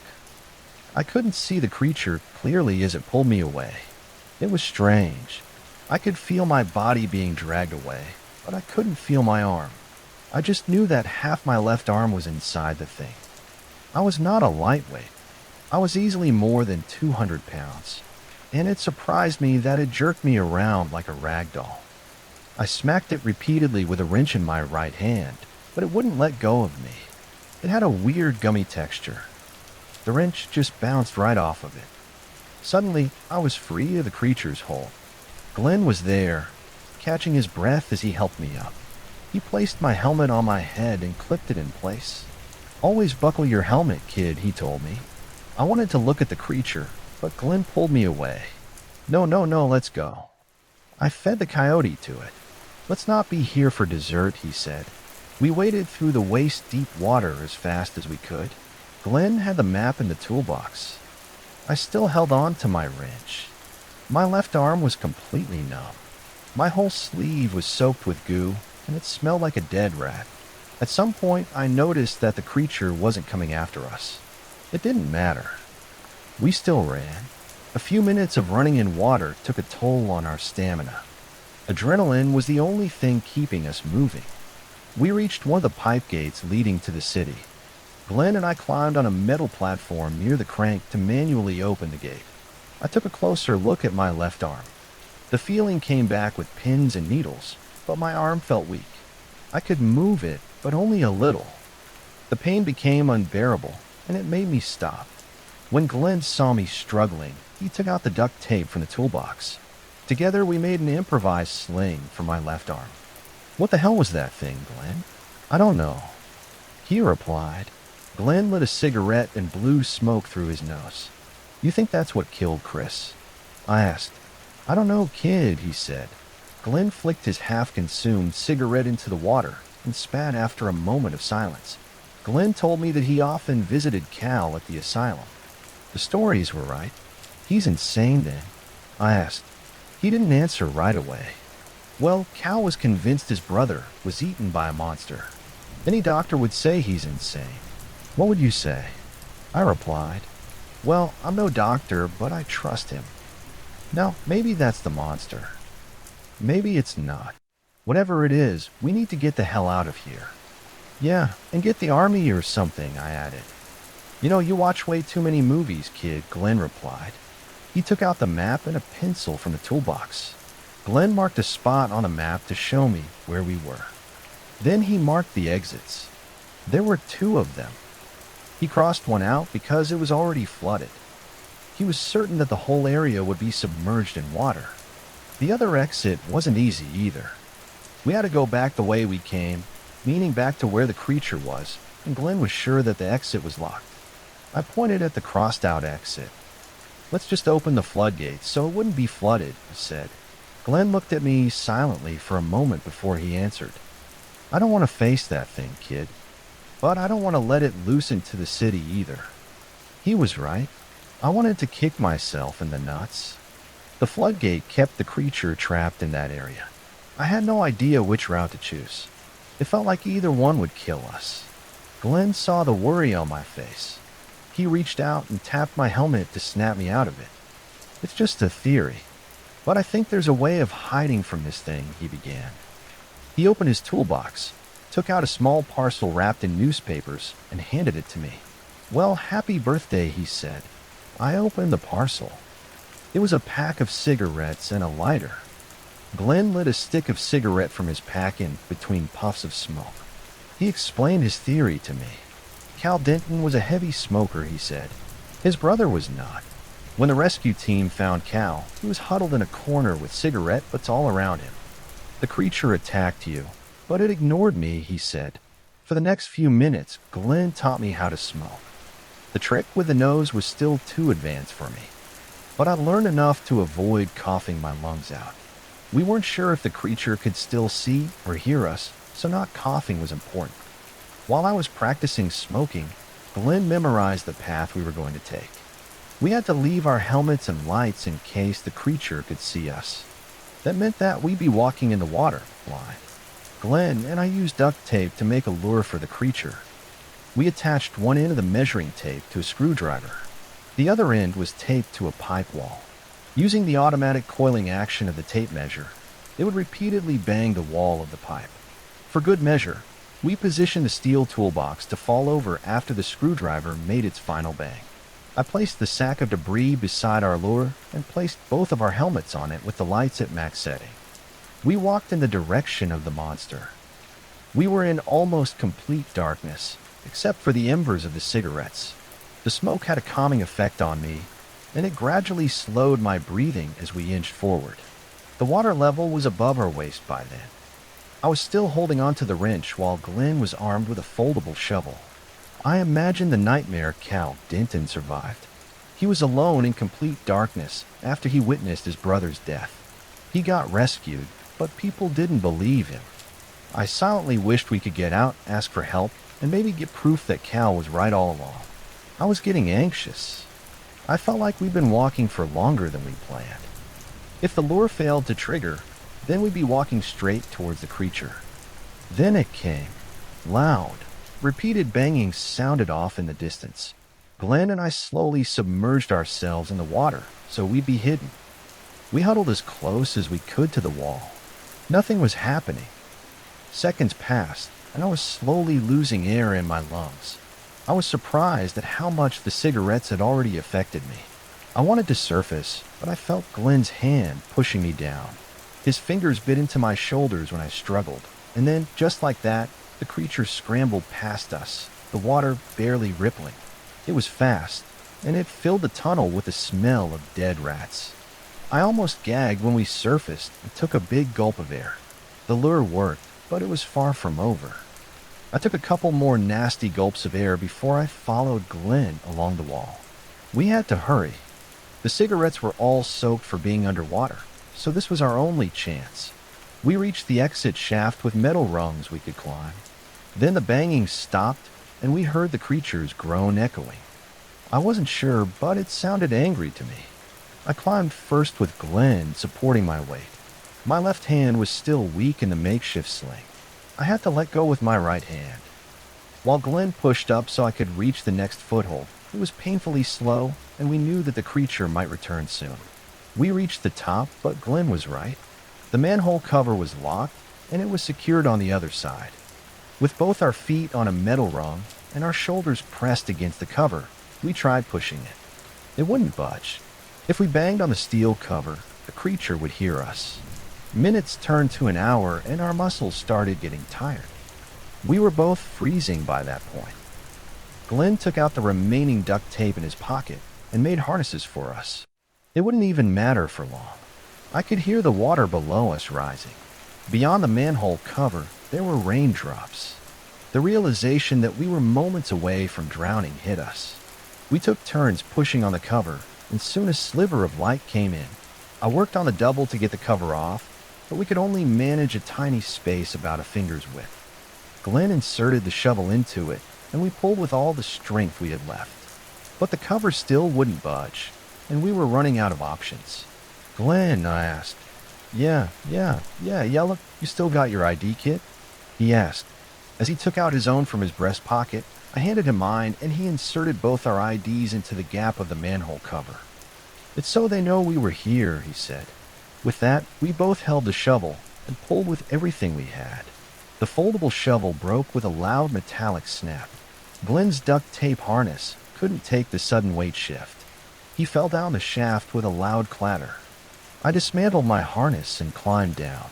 The rising water level was enough to break his fall, but it was easily 20 feet. Heights like that can make hitting the water very painful. I made it down to the water level. Glenn was there, hanging onto a rung. He was wincing in pain. "Glenn, you okay?" I whispered. "There's no need to whisper, kid. With that racket, the thing's already coming." Glenn told me that we had to swim. He knew it'd be difficult, but he believed we could make it to the other exit. He took off my duct tape sling and tied one end to my arm and the other to his. We took a few gulps of air and we dove down. It was complete darkness, but I just followed the tape on my arm and I swam. We were making progress, and then the tape became slack. I felt around under the water, and I found the other end of the tape was cut. I wasn't connected to Glenn anymore. I couldn't feel him anymore, but I knew a larger presence was in that water with me, and it moved faster than my one arm to swimming. I was starting to run out of air, so I swam to the top of the water. Fortunately, there was a few inches of space beneath the ceiling of the pipe. I took a large gulp of air before the water rose again. I swam blindly. When my hand touched a wall, I followed it and hoped that it would lead to the exit. It felt like forever, and I knew I was going to drown soon. And then I saw a light. It renewed my energy. The exit was just there. I told myself I was going to make it, and I did. It turned out to be one of the helmets we left at the lure we made. The strap was caught on the crank to open the floodgate. The beam of the helmet light caught movement a few feet away. It was large and fast enough to send ripples my way. I swam to the top of the water again. Thankfully, that section still had a few inches of air. I needed to look for Glenn. It took me a few times to dive down and come up for air, but I couldn't find him. I came up again, and my lips were touching the top of the tunnel. I knew it would be my last try. I swam around, but there was no sign of him. I was getting desperate. I fought the urge to inhale. I looked at the helmet light caught on the floodgate crank. There was no other way. I had to open the floodgate. My right arm took hold of the crank, and I started pulling. It was stuck. Even with my feet braced on the wall, the crank wouldn't turn. And then I felt something on my arm. It was Glenn pulling on the crank with me. He grabbed it with both hands, and it started to turn. The floodgate beside us rose slowly and started sucking in water. We used the crank to keep us from being carried by the current. Glenn was pointing at something just beyond the light. I couldn't see it clearly. It was big and swimming just enough to keep itself from being sucked in. My vision was starting to blur. I ran out of air, and my lungs were starting to fill with water with a remainder of my strength. I handed the wrench to Glenn, and then I lost consciousness. I woke up to Glenn pumping my chest. I vomited water to the side and took in a lungful of air. "We're alive, kid," Glenn said. We sat for a moment on that metal platform. The sound of the water flowing into the floodgate was like a rushing river. "I need a smoke," I said. Glenn chuckled and helped me up. "Kid, you've been a smoker for about 30 minutes, he said. "Yeah, but I'm getting good at it," I replied. "Come on, I'll buy you a pack," he said. We made it out of the sewers and back to the city. Glenn immediately reported the incident to our superiors. Well, after we had a cigarette, they believed Glenn. The police were notified, and a large-scale animal hunt was conducted to check every inch of the city sewers. I was sent to the hospital. The state of my arm baffled the doctors. The half of my arm that was inside the creature lost muscle mass in a matter of hours. The doctors had no other way to put it. They simply told me that my arm was dying. They had to cut it off, or it might poison my blood or something. Well, they did cut it off, and I donated my dead arm so they could study how the creature fed. It was one of their most valuable specimens, especially with the smelly goo on it. Despite the policemen and canine units, they never found the creature in the sewers. Instead, they found a few dead homeless people with loss of muscle mass and countless dead rats. It was enough proof that the creature was real. The sewer system was no longer accessible to the public. It was mandated that sewer workers would only enter the sewers in groups of 5, and at least one of them would be an armed policeman. I spent 2 months in the hospital after my surgery. Glenn would visit me almost daily and would tell stories about the sewers. A lot of weird things had started happening since we let the creature in. I wasn't even sure if they were all connected or if the sewers had always been a strange place, and I just hadn't noticed. Glenn heard about what happened to a homeless man. He lived behind a Chinese restaurant. He had free food from leftovers and a warm wall from a kitchen that was constantly cooking. It was a prime spot for a homeless man, but he had competition with the rats one day. The homeless man trapped and killed a rat. It was a terrible mistake. Rats came flooding out of the gutters and every hole in that alley. There were giant cat-sized ones, small ones with long tails, and every size in between. The screeching from hundreds of rats was deafening. The kitchen staff looked out their kitchen window and saw the rats gang up and overwhelm the homeless man. After that, the rats carried him down to the sewers, alive and screaming. The kitchen staff could see the nail marks from the man as he tried to hold on to the edge of the rain gutter. In the end, his fingers got tired and his screams echoed as he was brought deeper underground. "I'm never eating Chinese again," I said. "How about General Tso's chicken?" Glenn replied, "Well, that is pretty good." "All right, I'll think about it," I said. Glenn continued his story. Days later, a search and rescue team saw this homeless man in the sewers shouting for help as a carpet of rats carried him around. They never found him, but sometimes they can still hear his screams. Mixed in with the sound of rats, he moved on to his next story with a more serious face. There was one time when Glenn tagged along with a group of policemen in search of a missing elderly woman. Her neighbors told them that this woman named Esther had dementia. She would get confused at times. Mostly she'd remember her younger days and wander into places that she remembered. She entered a bank that used to be a restaurant and demanded to see the menu. You know, things like that. One day, She wandered into the sewers, and her neighbors reported it right away.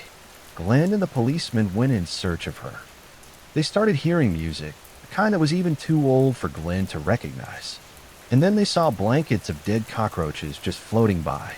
Okay, now that is creepy, I said, interrupting his story. It gets worse, kid. Glenn and the policeman turned left at the bend of pipes and saw the old woman at the end of a tunnel.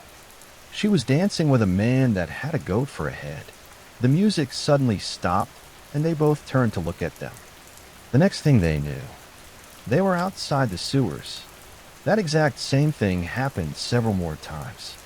They'd see the dead roaches floating by, hear the music, and then turn left to watch Esther and the goat man dancing.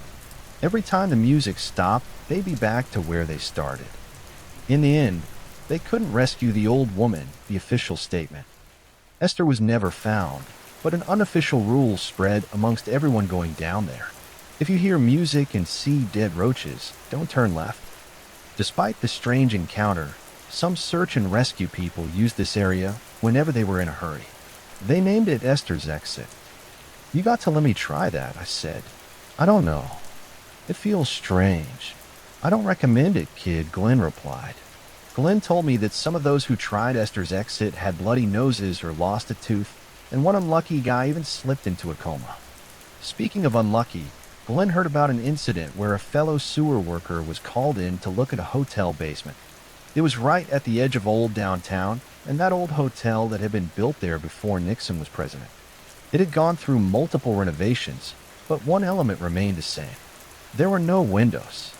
People were always curious how it could stay in business if they didn't see anyone going in and out of its lobby doors.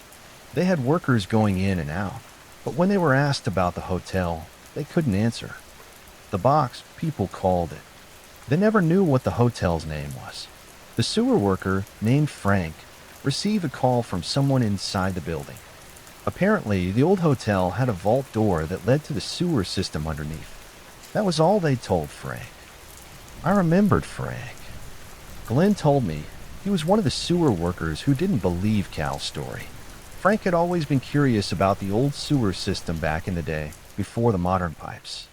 There was just something authentic about hand-carved tunnels out of solid stone, and that hotel had a direct access to it. Frank was glad to accept the job. He drove to the old downtown and was welcomed by a woman inside the hotel lobby. There were no lights inside apart from the square of sunlight coming from the lobby doors. The woman was standing just at the edge of that light. She smiled at Frank and led him to the basement. Frank had to turn on his helmet light just to navigate through the halls. The woman leading him walked very fast. When they arrived at the basement vault door, he was already panting. The woman easily opened the old vault door. Despite its age, the door was properly maintained and oiled. The familiar smell of the sewers welcomed him, but there was a foreign scent mixed in beyond the vault door. The sewers were flooded. The woman told him that Frank had to deal with the flooding, so hotel guests could come in. This gave Frank pause. What kind of hotel received guests from the sewers? Well, Frank went to work on the old sewer section. He quickly found the source of the water blockage and probably that strange smell. It was a huge clump of meat. There was no other way to put it. It was probably some butcher's fault who accidentally dumped the whole slab of beef into the sewers. He pulled it out of the drain, and the water flowed again. That was when he got a full look at the meat he was holding. It had a human arm attached to it. Frank dropped it and was about to run back to the vault door when he saw people there lining up to enter. He stood frozen in place. Each of the guests going into the vault doors had porcelain skin and dark eyes. He waited until everyone had gone in before he went closer. The woman was there. She led Frank to the lobby and told them that they would request for him by name any time they had a problem with the sewers. Well, Frank resigned that day. That was when he told Glenn all about it, thinking it was somehow connected to the creature Glenn encountered. Frank was never the same since he never went out to drink at night anymore, and he would only walk in direct sunlight. Okay, wait, you don't mean. Frank went insane. Glenn interrupted. No, not that. Those are vampires, right? I said. I'm not sure, kid, but it's ironic that nobody believed in Frank's story, Glenn said. Before he went home, he had one last sewer story for me. The old man and a couple of other sewer workers were called in. The news about Frank was still fresh then. Despite the new gossip, all talk died down when they made it to location. They just stood there and stared. Glenn and his fellow sewer workers were brought into the public pool. Despite not being told what the job was, they had a clue what it was before they could even enter the pool area. Bubbles, I asked. That's right. Bubbles, kid. Whole lot of it, Glenn said. They were standing across the street from the public pool, and the whole thing was covered in white bubbles. It had also overflowed and taken over half the street. The police had the area taped, and beat cops were directing traffic away from it as Glenn and the others were approaching. There were people who'd emerged from the bubble fortress. They looked shaken and were coughing up bubbles. Several ambulances were dispatched to the area, and children were brought to the hospital. Everything was covered in bubbles. A man met them near the entrance and said that they had everything out of the area except for one person. They couldn't find him. His name was Josh Mackin, an obese man in his early 30s. He was last seen going into the showers. We went in blind. Good thing I got that place memorized like the back of my hand, Glenn said. You go to the public pool? I asked. I'm allowed to have a social life, he replied. Their only difficulty was that the bubbles were suffocating. They only made it past the entryway. Glenn's fellow sewer workers couldn't take it. One was even having a panic attack. The poor guy had a bad case of claustrophobia. Those bubbles closed in on them. Glenn continued his story. He closed his eyes and continued walking through the bubbles. The showers were on the lower floor, so he took the stairs slowly. Soon he felt the familiar heat from the steam room and heard the sounds of running shower heads. Those were probably abandoned when the bubbles came. Then he heard a sound. It was like someone with long nails tapping on the tiled floor. Every step Glenn took, he'd hear that strange sound scuttling around him. He called out for Josh, but there was no answer. He pressed forward into the sound of the running showers and called again. And that was when a voice answered him. It sounded inhuman. The voice told him that Josh was there. When Glenn asked where, it simply answered that Josh was everywhere. All right, who are you? Glenn called out. It took a moment, but the inhuman voice answered. It told him that Josh summoned it from the sewers. He wanted to lose weight, the voice said. Glenn was slowly moving forward as he talked to the voice. He was trying to pinpoint where it was coming from. He slowly pulled out his wrench, ready for anything. What did you do? Glenn asked. The voice simply said that bubbles were weightless. Glenn got to the final shower stall. The curtain was drawn and the water was running. He swiped away the bubbles to give him space to see. He pulled on the shower curtain and rushed inside. There was a small hole on the floor. It wasn't big enough to fit a grown man, but it was big enough for the red and orange crab that was taking a peek at him with human eyes on its shell. It managed to run away. Before Glenn could bring down his wrench on it. What happened to Josh? I asked. Well, we never saw him. Took 2 days to clear all those bubbles, Glenn replied. Well, that story was nuts. Thanks. I am definitely having bubble-related nightmares tonight. I didn't even know that was a thing. Glenn chuckled and offered me a stick of cigarettes. We smoked until a nurse came and shooed him out of the room. That night, I had dreams of creatures and talking bubbles. When I was well enough, I went with Glenn to visit Cal Denton at the asylum. He wanted to be the first one to give him the good news. Cal was deemed innocent for the murder of his brother Chris. He still had PTSD and mental problems from the nightmare he went through. But at least he wasn't a criminal anymore. The Cal wasn't exactly well enough to be back in society, but he started to mend on that day. I had to go back to the hospital. My arm stump was still healing. While I was there, I encountered a boy waiting for surgery. He was A. His leg had died the same way my arm did. The boy told me that there was a hole in the sidewalk and he fell. The sewage current carried him far into the tunnels. It was dark, so he couldn't see what was happening. He didn't even notice that he was swimming with a creature. The boy thought he was going to die. His leg felt very weird. It went numb, he said, and then he heard a dog barking and someone pulled him out of the water. The dog grabbed him by the collar of his shirt, and an old man carried him away. It was Glenn. After that, the boy passed out. He woke up to the dog licking his face. It was a large black and gray German shepherd, he said. The boy told me that he saw his collar. The dog's name was Old Sarge. The dog stayed with him, only leaving just when Glenn came back with the ambulance. The boy wanted to thank the dog and the old man personally, but he was about to go into surgery. I told him I would thank them for him. I watched the nurses wheel him into the operating room, and the pain of my stump flared. It was a reminder of my mistake. The boy lost his leg because of the creature. After that, I looked for the canine units to thank Old Sarge. It was the least I could do for the boy. But it was the weirdest thing. Every canine officer told me the same thing. There wasn't any police dog named Old Sarge. You know, it somehow gave me comfort that maybe this dog was out there protecting people. I had a feeling that we were going to need all the help we could get. I even asked Glenn about Old Sarge. He knew him. He said the dog led him to the missing boy.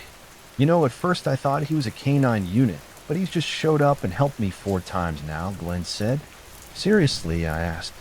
Yeah. You know, the mayor even declared us honorary search and rescue officers of the sewers, Glenn said proudly. I felt bad that Glenn went back to working the sewers immediately, while I healed and focused on my prosthetic arm. He felt guilty because we chose to open the floodgate. We unleashed this thing into the city. I felt the same. Glenn's morality had bled into me, so I couldn't wait to go back and make up for what I'd done. A couple of days later, I met Glenn at a local bar. Over beer and cigarettes, he told me about his mission the previous day. It was a bad day, kid, he said. His body was still sore from multiple trips into the sewer, but he volunteered to join. There was a 10-year-old girl trapped in the sewers. Despite having a policeman guarding the manhole entrance, the girl wandered in and had been missing for 5 hours. A neighbor saw her and reported it. Glenn went in with a team of 4 policemen and a canine unit. They got in and the dog caught the girl's scent. I'm not sure, kid, but I think this would be the last time a canine unit would be used in the sewers, he told me. I drank my beer and kept silent as he continued. Glenn and his team followed the dog. They kept following the scent and took them through turns and tunnels, and then they noticed they'd circle back to where they came from. Glenn knew something was wrong when the dog kept leading them to the manhole exit. The handler tried to control the dog, but it wouldn't go back into the tunnels anymore. I think that dog was trying to lead us away from danger, Glenn said. I told him that we had dogs at my old man's farm. They protect everyone by instinct if they sense something like wolves or even a coming storm. Glenn then told me that the canine unit tried to stop them from going back into the tunnels. It even bit a couple of unlucky cops. You think it had to do with the creature? I asked. I bet my liver on it, Glenn replied. That ain't much of a bet, I said. Glenn chuckled into his beer. Still got a couple of decades on it, maybe. We fell into silence as we looked around the bar. It was full of people oblivious to the danger right beneath them. What happened to that canine unit reminded me of Old Sarge and how he saved that boy. I was still getting used to my new arm, so Glenn offered to light my cigarette. So what happened next? I asked. Glenn continued his story. He told me that it took 3 policemen to pin the dog down. After that, they continued to search without it, but never found the girl. There was a sadness in his voice. So Old Sarge didn't show? No, maybe he was busy somewhere, Glenn replied. After that night at the bar, I didn't see Glenn for 3 days. Fellow sewer workers told me that he went into the sewers and they hadn't seen him since. I didn't even think about it. I went after him. It was a foggy Sunday morning, and I was a few feet away from a manhole cover behind an industrial complex. It was unguarded. With a final shaky breath, I stepped forward. Are you going somewhere, kid? Glenn asked. And there it was, just sitting with his back against the building wall. The policeman in charge of guarding that area had wrapped him in a blanket and was talking on his radio. Glenn looked like he'd gone through hell, and a few tears were threatening to fall from his eyes. He puffed on his cigarette and shivered in that blanket. An ambulance arrived minutes later, and that was when Glenn parted the blanket. He had a soggy and dirty rag doll in his other hand. He saw me looking and handed the doll to me as if it was a real girl. I was too late, kid. Before the ambulance could take him to the hospital, Glenn insisted that we return the doll to the family of the little girl. They were somewhere in the area. I held Glenn up so he could stand and hand the doll to the crying mother. "I'm so sorry," he told her. I knew he wanted to say more, but I could see that he was struggling with words.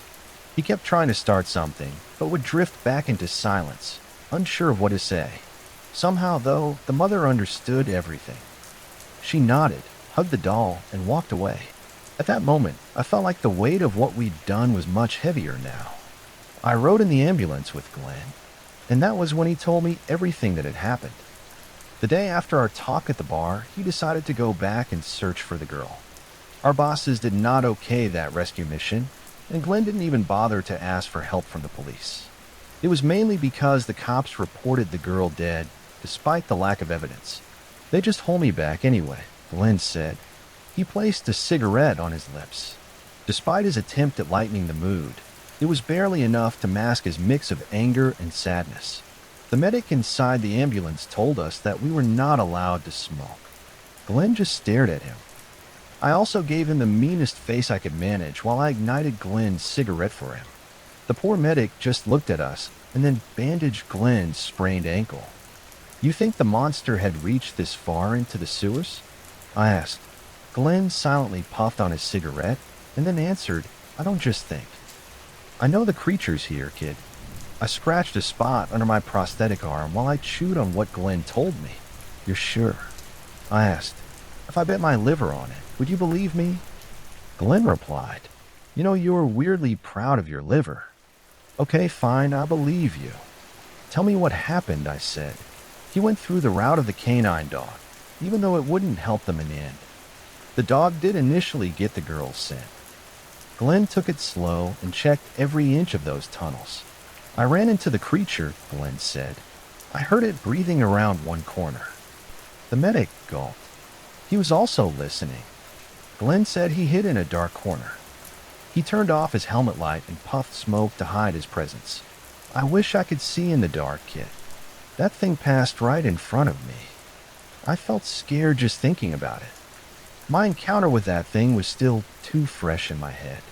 When he felt the monster was gone, he turned his light back on. Glenn headed in the direction where the creature emerged. It turned out to be a hidden corner with a large crack. The hole looked old, with edges that looked eroded. And then Glenn asked me if I've ever been to a cave, and I nodded. "There was a cave near my old man's farm." Then you must be familiar with cave walls. "Smooth and eroded slowly by water over decades," Glenn said. I nodded. I had a feeling where he was going with it. Glenn told me that it was an impossible cave. He described it just how I remembered such caves. Forget decades. An extensive cave system like that would take centuries, and when they first searched for the girl, that cave wasn't there. "You think the creature made it?" I asked. "I don't know, kid, but it sure smelled like it," Glenn replied. Glenn wasn't planning on exploring the cave, but he heard a dog's whimper echoing from inside. He followed his instincts and went right in. Parts of the walls were coated with goo. Glenn had to turn off his light in case the creature came back, so he went in blindly. He followed the sound of whimpering in the dark. When he was getting close, he took a chance and turned on his light. Old Sarge was there. He was crying near an underground river. German shepherds cry. I interrupted. "I don't know, but he was definitely upset." Glenn began. He wasn't injured. When he saw me, old Sarge dropped the girl's doll right in front of me. "You think he tried to save the girl?" I asked. Glenn nodded. He continued his story. He placed the doll inside his overalls, leaving his hands free. He tried to escape the way he came in, but Glenn heard the creature's gulp of air inside the cave tunnel. It was coming towards him. I probably wasn't thinking clearly at the time. I just knew I had to get out of there, Glenn said. To buy some time, Glenn took out his wrench and screwdriver. He threw them into the two tunnels. The creatures scrambled towards the sounds. He hoped it was enough to give him time to escape. He followed old Sarge into the river. That would explain why Glenn and the doll were soaking wet. I knew he'd take me back to safety, Glenn said. They swam in the underground river for a while before they made it to one of the creature's tunnels. It took us more than a day to avoid the thing in those tunnels. In the end, old Sarge got me out, Glenn said. We were silent for a while. Glenn, the medic. We all smoked our cigarettes. Then we arrived at the hospital, and I watched them wheel Glenn in. He was already unconscious from exhaustion. The doctors assured me he'd be just fine. I wanted to ask him why he didn't take me with him. I looked at my prosthetic arm and thought about what Glenn said earlier about the cops. They'd hold him back. It was a joke, but it hit me harder than I thought. I needed to be less of a liability to him. Parents went on protest, asking the mayor for justice. He responded by dedicating a park bench in honor of the missing girl. The day after Glenn was admitted to the hospital, I got called in for a sewer job. I came in expecting it was going to be cleanup duty. Since Glenn was out of commission, I figured I wouldn't be given any special assignments. I was wrong. I made my way to HQ. It was a simple enough government building, a large concrete box with doors and windows surrounded by a parking lot. I was greeted at the gate by an old security guard. There were police cars in the parking lot, and a few cops were standing around drinking coffee. One cop stood in front of me and sized me up with his eyes from top to bottom. I didn't know if he was frowning at me or if it was the natural state of his face. The cop told me to follow him. Then he walked off without checking if I'd follow. I was brought into a conference room. There were 5 people around a large wooden table. I recognized 2 of them from sewer maintenance. The police chief was there and a couple of reps from City Hall. Despite the presence of the chief, the meeting was dominated by the coat and tie people. They call the shots because they represent the mayor. Everything should be done properly. The mayor was under a lot of pressure, and the election was months away. After the meetings, I found myself riding in a police car with 3 cops. We were heading for the asylum. That day, a sinkhole opened in the basement of the asylum. It caused the collapse of the whole West Wing. While the rest of the patients were being evacuated, my mission was to go with the cops into the sinkhole, determine the cause of it, and if possible, rescue the missing patients who fell into the sewers, and we had to do all of it before the whole area collapsed. Booker was the sergeant in charge. He was the man who measured me with his eyes earlier. I didn't know what his problem was. To pass the time, I opened the toolbox. I had a roll of duct tape, a wrench, a screwdriver, and a tape measure. The second layer was full of cigarette packs and extra lighters. I wanted to bring more, but it would be too heavy for my prosthetic arm. The 2 other cops were M. Diaz and F. Pelton, based on the name tags of their uniforms. They never talked to me. I can only guess that Booker told them not to. It was already dark when we got out of the police car and entered the asylum. The electric supply of the building was down. I turned on the flashlight of my helmet while the cops had lights on their rifles. The asylum was a large brick building. I wasn't an expert, but I knew the building was older than Glenn. I made a mental note to tell him that joke the next time I saw him. There was an archway that led to the collapsed West Wing. Diaz and Pelton were ordered to secure the area. I took this time to light a cigarette for myself, and I offered one to Booker. He flat out refused. "You'll need it." "Just take one," I said. He looked at me and the cigarette I was offering him, but he didn't take it. After that, Diaz and Pelton came back and told us the area was secure. "Excuse me," I said. We were about to enter the West Wing. They stopped and looked at me. I almost folded from their collective stares, but I took a deep breath and thought of how Glenn would handle the situation. "So, a sewer worker has no business telling you guys what to do. I know that. But for the love of God, if you want to survive down there, light a cigarette," I said. Diaz and Pelton looked to their sergeant for guidance. The rule about smoking was a little hard to believe at first. Booker looked at me with a serious expression. I was offering them my pack. Then he sighed and folded. So, they all had a lit cigarette in between their lips. I also insisted on giving them each a pack and a lighter in case we got separated. We were careful as we slowly walked through the rubble of the collapsed area. The sinkhole was just ahead, and it was difficult to see anything. Our lights were blocked by the thick dust and air. The silence was disturbed by the scream of a woman. It sounded close. We sprinted forward in time to see a nurse dragged into the large sinkhole. Her screams were cut off. When we got to the edge of it, there was no sign of her or the creature. The cops checked every inch of the area and made their rounds along the edges, pointing their rifles and lights in every section. We were in the middle of what appeared to be a function hall. There was a stage with a podium at the far end, and there were foldable chairs on the floor. About half the hall was dominated by a sinkhole. Diaz and Pelton looked shaken. Booker was silent. It was their first encounter with the Fong, so I knew how they felt. The image of Glenn in my head was very much alive when I called out to them and made my way into the sinkhole.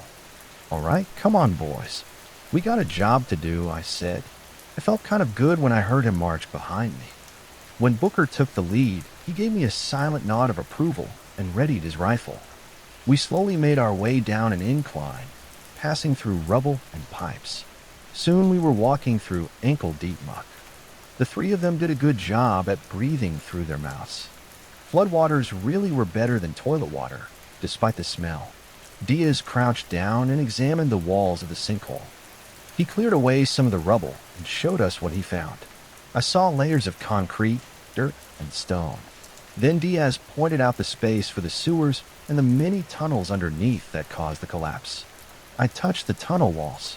Glenn was right. They were cave tunnels, and the surface felt like they were slowly eroded by water for a long time. It seemed old, but those tunnels were recently dug by the creature. I bet Glenn's liver on it. The walls were starting to come down in several places, and the floor was shaking every few minutes. The whole place was ready to sink into the sewers. We heard another scream in the distance.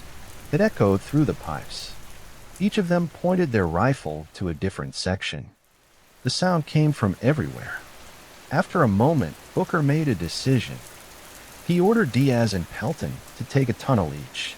He wanted to save as many as we could before the building caved in. There were 4 entrances in that sinkhole. Despite Booker's protests, I chose to go into a tunnel alone ahead of tagging along with one of them. I needed to be less of a liability. Look, if we miss one tunnel, that could mean a life we fail to save. I said Booker gave me his approval before he took the tunnel behind him. Pelton approached me and handed me a pistol. He gave me a simple salute before he took the tunnel next to mine. I slowly waded through the muck. It was one of the creature's cave tunnels, so it wasn't just the toilet water. There were also hints of the creature's dead rat scent that brought me back with a gun, the toolbox, and the cigarette. I was one hand short, so I took out my duct tape and taped my tools on my arms and legs for easy access. I had to leave my empty toolbox behind. I heard gunshots in the distance. Automatic rifle. It continued firing for close to 10 seconds before everything went silent again. I wanted to turn back and help, but I heard someone calling out. At that moment, I made a choice. I chose the one calling for help. Rather than the one who could defend themselves, my tunnel curved downward into a sheer drop. I slipped on the smelly goo and almost fell. It was a good thing I reached to steady myself. That's how I discovered the branch tunnel by accident. It was too small to walk through. I had to crawl. It was difficult with only one working hand, and there was loose rubble everywhere. The small ones would bite into my palm and elbow. There were even large ones that I had to push to one side so I could pass through. And then I heard something that sounded like someone taking in a big gulp of air. It was somewhere behind me, and it was catching up. I turned off the light of my helmet, and I crawled as fast as I could. When I felt it catching up to me, I pulled out Pelton's gun and pointed. I braced myself with a loud bang, but nothing happened. I forgot the damn safety. I crawled away, scrambling faster to make up for lost time. Small rubble bit into my skin, but I kept going. The creature was almost on me, and I couldn't see an end to the tunnel. Then I came across a large concrete block, and I squeezed through it. I made it in time, feeling the creature push on it and me along with it. I put my full weight on it, but it wasn't working. I needed to buy myself time. I took my wrench and screwdriver. They were both taped on my forearm. I held one in each hand and forced them to the sides. I heard a groan on the other side, and I didn't wait around. I got the hell out of there. I made it out of the tunnel and into the sewers, and that's when I heard the voice calling out again. The words were clear. "Help me," the voice said. There was a figure huddled in that far corner. It was one of the patients of the asylum. I recognized the hospital gown. I moved closer, and the strong smell of cigarette smoke welcomed me. The voice called out again, asking for help and a cigarette. I recognized the voice and shone my light on his face. It was Cal Denton, and he was surrounded by cigarette butts. I can only imagine that it was the same scene the rescuers saw when they found him. We locked eyes, and he immediately reached over and turned off the light of my helmet. "Keep that light off," he began. "If you want to live, you get on the ground and you light a cigarette." In a matter of moments, we were both smoking as if our lives depended on it. We were in the dark with just our puffing. And then we heard the creature. It felt so close that I could almost reach out and touch it. I remembered Pelton's gun. I took it out of my pocket, flicked the safety off, and pointed it where I thought the monster was. Then Cal's hand pushed it down. We sat there in silence for a while, and then Cal let out a sigh of relief. "It's gone," he whispered. "Why'd you stop me?" I asked. "I saw a guard shoot it earlier." "It didn't do shit," he said. He then told me that he spent days in the dark and learned how to survive. I looked over at him. "This is our fault, you know. Glenn and I opened the floodgate, and now it's here," I said. Cal told me that Glenn had told him. His voice softened. Before he said it wasn't our fault. And then, out of nowhere, he began to cry. It swallowed him. It swallowed him. It swallowed him.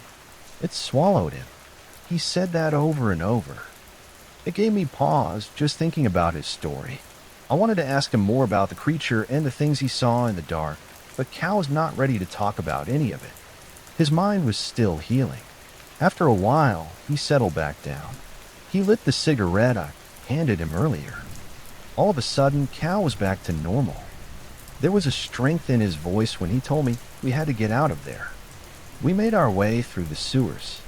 Cal insisted that I keep my light off. He led the way in the dark, with me holding on to his shoulder. In the distance, we heard someone screaming. There were gunshots, and it was over quickly. The sewers were silent again, but Cal was frozen in place. "You okay, Cal?" I asked. "It swallowed him," he said again. I know, but we have to keep going," I replied. But my words weren't helping. He just kept repeating that. He looked over at me with this crazy look in his eyes. He grabbed me by the shoulders, and then he was gone. He ran off somewhere. I went back to our spot earlier, but he wasn't there. I checked the creature's tunnel, but there were no whispers. This guy was kind of a pain in the ass, but I knew I wouldn't forgive myself if I just left him to die down there. I didn't need to ask myself what Glenn would do. He was his friend. I knew that Glenn would just casually light a smoke and say some cool one-liner before he headed back into the tunnels to find Cal. With a deep sigh, I headed deeper into the sewers. All the while I was wondering why I forgot to bring a map. Glenn always had the map. I was always depending on him too much. I needed to be less of a burden to him. I heard the creatures groan somewhere ahead. I turned off my light quickly and puffed my cigarette. I quickly inched my way closer to the wall, and I made myself as small as possible. The creature was somewhere close. The smell of dead rats was mingling with the cigarette smoke, and then a hand covered my mouth. I struggled, but the hand was surprisingly strong. It smelled of cigarettes. "You be quiet now. It's coming straight for you," Kel said, and then he told me to run. We passed through the tunnel as quietly as we could. I tripped a couple times, but Cal helped me, and then I saw a light at the end. There was that groan and the intake of air behind me, and all of a sudden the end of the tunnel fell so far. I knew that the creature would be on us if I didn't do anything. I took my last pack of cigarettes, and I lit them all at the same time. I almost felt dizzy from inhaling that much smoke, but Cal was there to keep me running straight. I dropped my improvised smoke bomb behind me, and I pushed my legs to move faster, and it worked. The creature stopped before the wall of smoke. Cal, and I made it to the cave exit. It was the courtyard just outside the west wing of the asylum. Just when I thought the danger was over, I saw Booker running. He told us that the whole area was about to collapse. We ran like hell. Walls began to crumble and sink into the ground. Everything was getting sucked into a large hole. But we ran and we made it. We stopped just beyond the outer gates. The rest of the patients and asylum staff were there. They were ushered by Diaz into public buses that would take them to their facilities. Booker, Cal, and I were leaning on the outer gate. We were looking into the large sinkhole that ate the whole asylum complex, including the grounds. A nurse came to collect Cal, but before he went, he looked back at me with a grin on his face. "Now you give my regards to Glenn." "Okay," he said. "I will do that," I replied. Before he went, he asked for my name, but I told him that Glenn called me Kid. He smiled. "Well, I'll see you around, Kid." He whistled as he walked away. I watched as he was ushered into a bus. After everyone was safely transported, police officers came in to secure the large sinkhole. I just hung around mainly because I didn't know what to do. And then Booker and Diaz approached me. Booker gave me a note with numbers of how many personnel and patients they saved that day. "It was for my report at HQ," he said. "Thank you," I replied. Booker and Diaz looked uncomfortable. Diaz looked down like he was trying to read something on the ground. "Where's Pelton?" I asked. Booker's face softened. His frown turned into a blank stare. That was when he told me that Pelton was dead. Booker told me that Pelton sacrificed his life so Diaz could lead the staff to safety. We were silent for a moment after that. I only met the 3 cops that day, but I knew that they were good men. I did my report at HQ, and the note Booker gave me did help. Even though I could only save one person, they saw the whole thing as a team success. The whole asylum complex collapsed on top of the creature, but nobody assumed it died there. Stone and concrete seemed to be nothing to it. I'd seen the creature melt stone down there, and that was considered very helpful in understanding it. Authorities speculated on the creature's origin based on recent findings and reports. Some said that prairie dogs easily dug through concrete. They considered this for a while, but the creature didn't exactly dig. It melted the stone. A biologist suggested that the creature had to be some sort of reptile. There were species of lizards and snakes that could produce acidic saliva. The creature could produce something corrosive enough to melt stone. It was highly possible. And for a time, the creature was considered a reptile, especially with its hard exterior. When I hammered it with a wrench, it just bounced off. And then Dr. Charlotte Nix came up with a theory that terrified everyone. A new species of bees had been discovered in a Utah national park, the Pueblo bees.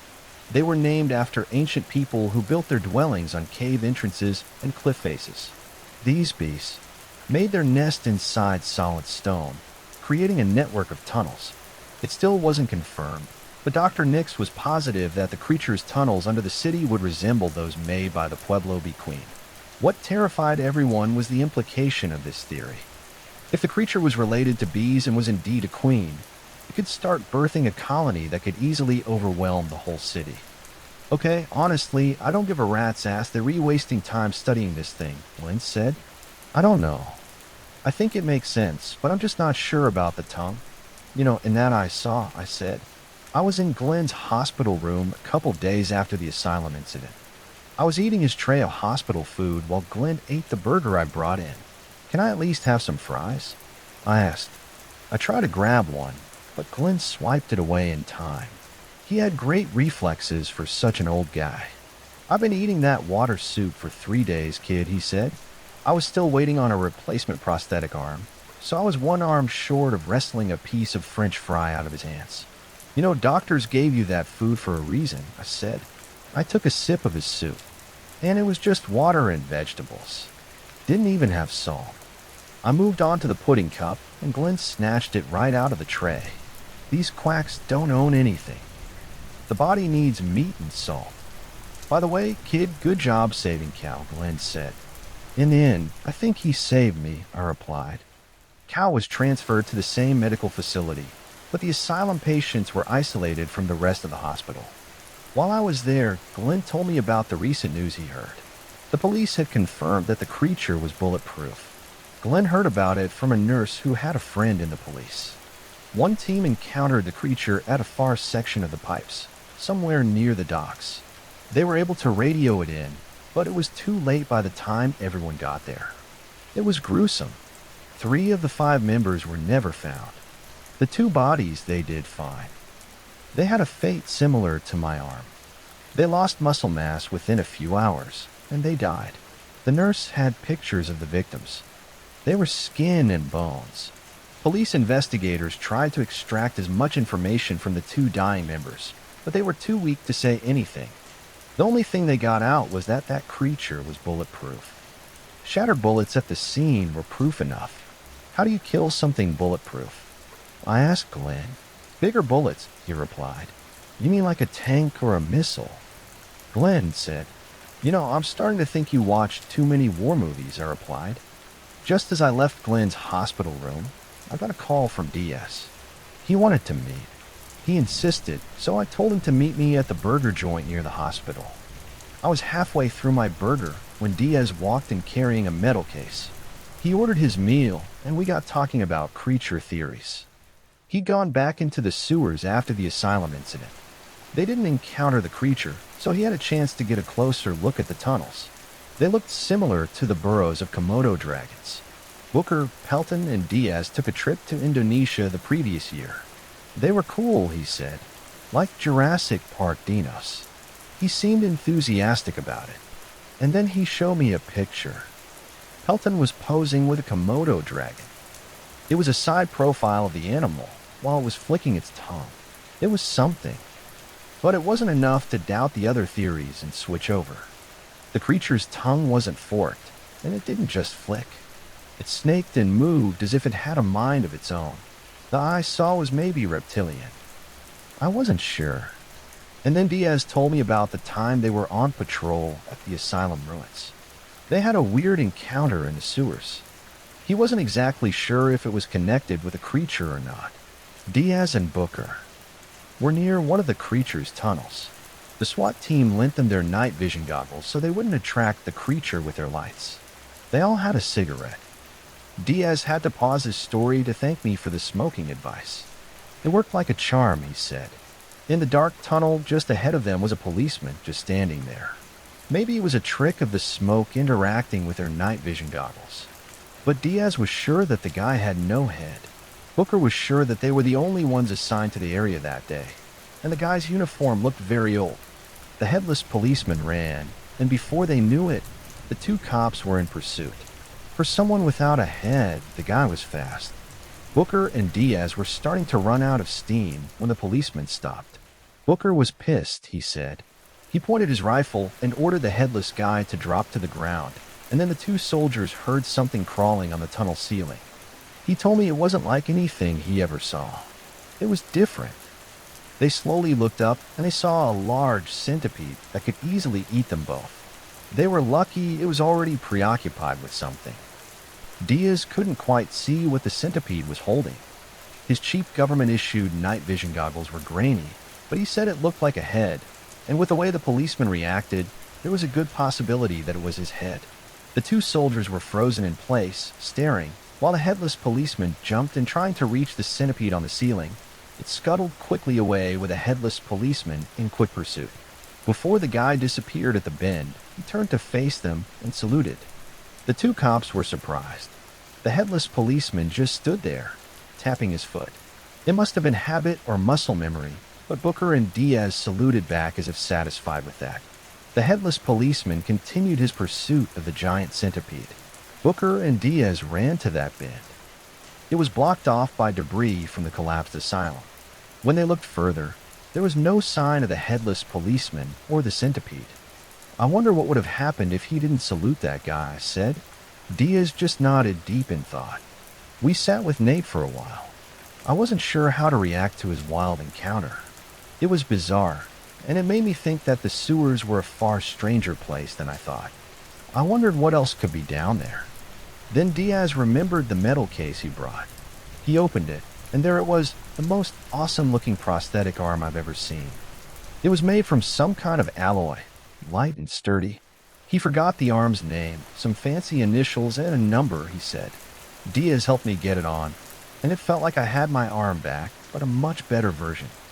I didn't know what the technology was, but it did whatever I intended it to do. It made my previous prosthetic seem like a piece of stick. I was speechless. "This is too much," I said, but Diaz was happy to give it to me. He told me to consider it a gift from the three of them. I offered to pay for his burgers and all the burgers he and Booker could eat. He laughed. Before he headed out, he reminded me that the arm was still government property, and he begged me not to lose it. I returned to the hospital to show off my new arm to Glenn. He was walking through the hospital bridge. He was wearing jeans underneath his gown. He still had tubes attached to him while he pushed this wheeled metal pole that carried his bag of fluids. "Hey, new arm?" he asked. "Yeah, government property," I said. "Hey, good for you, kid. You can wipe your ass with taxpayer money," he replied. Glenn just chuckled and continued down the hospital bridge. "So where are we going?" I asked. "Well, they gave me the go-ahead to visit Cal," he said. Now, I wasn't sure if I wanted to see him or not. I still had whiplash from Cal's drastic changes. One minute he's okay, then he's not. So I wasn't sure if I fully liked this guy or thought he was completely crazy. I was okay with peaceful Cal, but crazy Cal was a lot to handle. It was a bit chaotic in that isolation area. Half the evacuated patients were crammed into one ward. There were rows of hospital beds lining the hallways, and every room held about 5 to 6 patients. A lot of them were tied to their beds, some were wandering around, and a few were by the windows. Cal was one of the window people. Glenn dragged a chair over and sat next to him for a while. They just looked out the window in silence. There was a storm brewing in the distance. The clouds were just visible above the cityscape. There was a moment when I thought the dark clouds had a slight purple tint. Must have been a trick of the light. It was gone after a moment. There was another asylum patient there with us. He was sitting in a wheelchair. Perched on his shoulder was a huge black and white stuffed crow, the kind I only saw in the Natural Museum when I was a kid. It looked so real, I wanted to touch it, but approaching an unknown asylum patient wasn't a smart thing to do. So I kept my distance and just watched the guy and the crow. Out of nowhere, the patient spoke. He told us that he got away safely because Tic Tac warned him. Then the guy pulled out a single green gummy bear from somewhere in his hospital gown and raised it to the crow's beak. I almost jumped in surprise when the crow moved. It snatched the green gummy bear from the patient's fingers and gulped it up in one smooth move. It was real. I could only watch as the black and white crow gave me a one-eyed stare before it flew away into the distance. "Everyone's got an animal sidekick," I whispered to Glenn. We watched the other patient wheel himself into one of the rooms. Glenn looked around for any hospital staff before pulling out his cigarette pack and lighting a stick. Then he handed it to Cal, who started puffing away. I took his lead and lit one of my own. I was pretty addicted at this point. Pretty soon we were all there, smoking and watching the clouds over the city. The fluorescent light above us flickered every few minutes. Glenn and Cal were wearing their hospital gowns, and there was a scent of alcohol and disease in the air, mixed with cigarette smoke, of course. "Cal, you remember when I was the only one who believed you?" Glenn asked. Cal nodded and said I never forgot. There was a slight tremble through his voice. It felt like that one word held a lot of emotion behind it. It must have been very difficult to be accused of killing his brother, and nobody believing in the monster he knew was real. "Back then, you were still too afraid to talk about what happened," Glenn said. Cal nodded and almost broke down at that. "Are you still afraid?" Glenn asked. Cal lifted his head and said no. He said he was angry. That thing killed his brother. "All right, then tell me everything that happened." "You know where that creature came from," Glenn said. Cal stared into the distant, dark clouds. There was a flash of lightning and a rumble in the skies. I felt like I was intruding on something personal.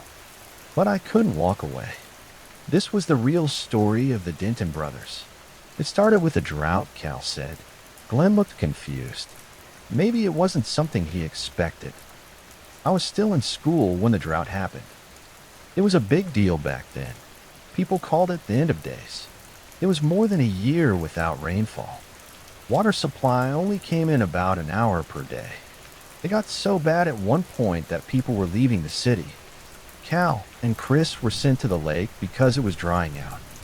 Cal told us that their job was just to clean up and clear blockages. The city's water supply mainly came from the massive lake. There were blocks of drying mud. It was blocking the water supply that could flow to the city. The Denton brothers went down, and there was only about knee-deep water left in the middle of it. People said that it was the first time in centuries that the lake was drained like that. There were dead fish everywhere, and the smell, my God, it was terrible, Cal said. He continued his story. The Denton brothers saw something peeking out just above the remaining water and mud. It was a stone statue, or it used to be. The details were lost, and it looked ancient. It was inserted into a base of solid rock. Without thinking, Chris lifted the stone statue and dislodged it completely from its base. Chris thought it'd be worth a lot of money to some museum people. Cal begged his brother to put it back. They could just call someone else to get it. But Chris argued that someone else might take it. He told us that Chris bagged the statue. It was the size of a toddler, lighter than wood and as hard as stone. Wait, what do you think it had to do with the creature? Glenn interrupted. Cal told us that even the thought of it still freaked him out. He took a deep and shaky hit from his cigarette and blew it out slowly. It was like he was afraid to say it. When Chris took the statue, Cal heard the inhale of the creature and a groan from somewhere beneath the mud. He told us that there was a time when he didn't believe in himself. Nothing happened after he heard those sounds. Days went by during the drought. The monster must have been stuck under all that mud, and then the drought ended, and the lake's water began to rise. He said that his brother Chris had sold the statue. The city rejoiced that day, even making it a holiday. They thought it was the end of their suffering. He told us that there wasn't anything weird then. Maybe a couple of missing fishermen and campers. I was getting anxious. He told us there was nothing until that night of the sewer flood. Cal grabbed Glenn then. It swallowed him, he said. He repeated that over and over. Glenn calmly held on to Cal's hands. Cal was sobbing at that point.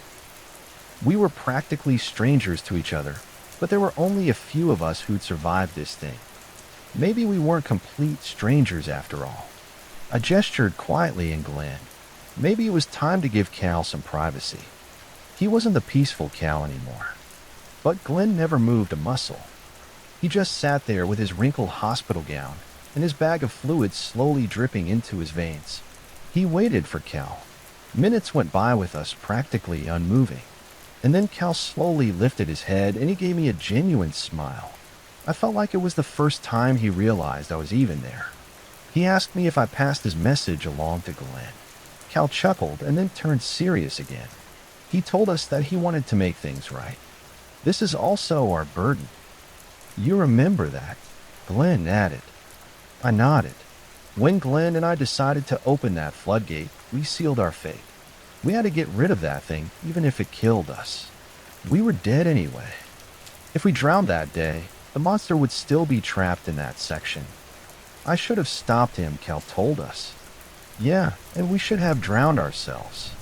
Regrets are useless now, Glenn began. So you had any idea where the statue is now? Cal took a deep breath. I could see the internal struggle on his face. I was afraid he might snap again. In the end, he gave up the last of his secrets. He gave us 4 words: Natural Museum Aztec Exhibit. We sat with Cal for a while longer, until a staff member saw us smoking. Cal was taken into one of the rooms, and Glenn and I walked back to his side of the hospital. Glenn demanded to be released after our conversation with Cal, but he needed more tests first. So the next day, I reported everything we'd learned from Cal to HQ. Glenn even wrote it all down for me, so I wouldn't miss any detail. I didn't need that. The conversation with Cal would haunt me for a long time after my report. Booker and Diaz were assigned as my security detail and retrieved the statue from the Natural Museum. I was glad to see him again. I even joked around by hiding my head in my overalls, so I looked headless. Diaz laughed, but Booker told us it wasn't funny. He smiled when he thought I wasn't looking, and they gladly accepted my offer to buy them burgers for lunch. We made it to the museum, and the two cops slammed an official form onto the desk of the curator. It had the city stamp and everything. I wouldn't even be surprised if the document was signed by the mayor.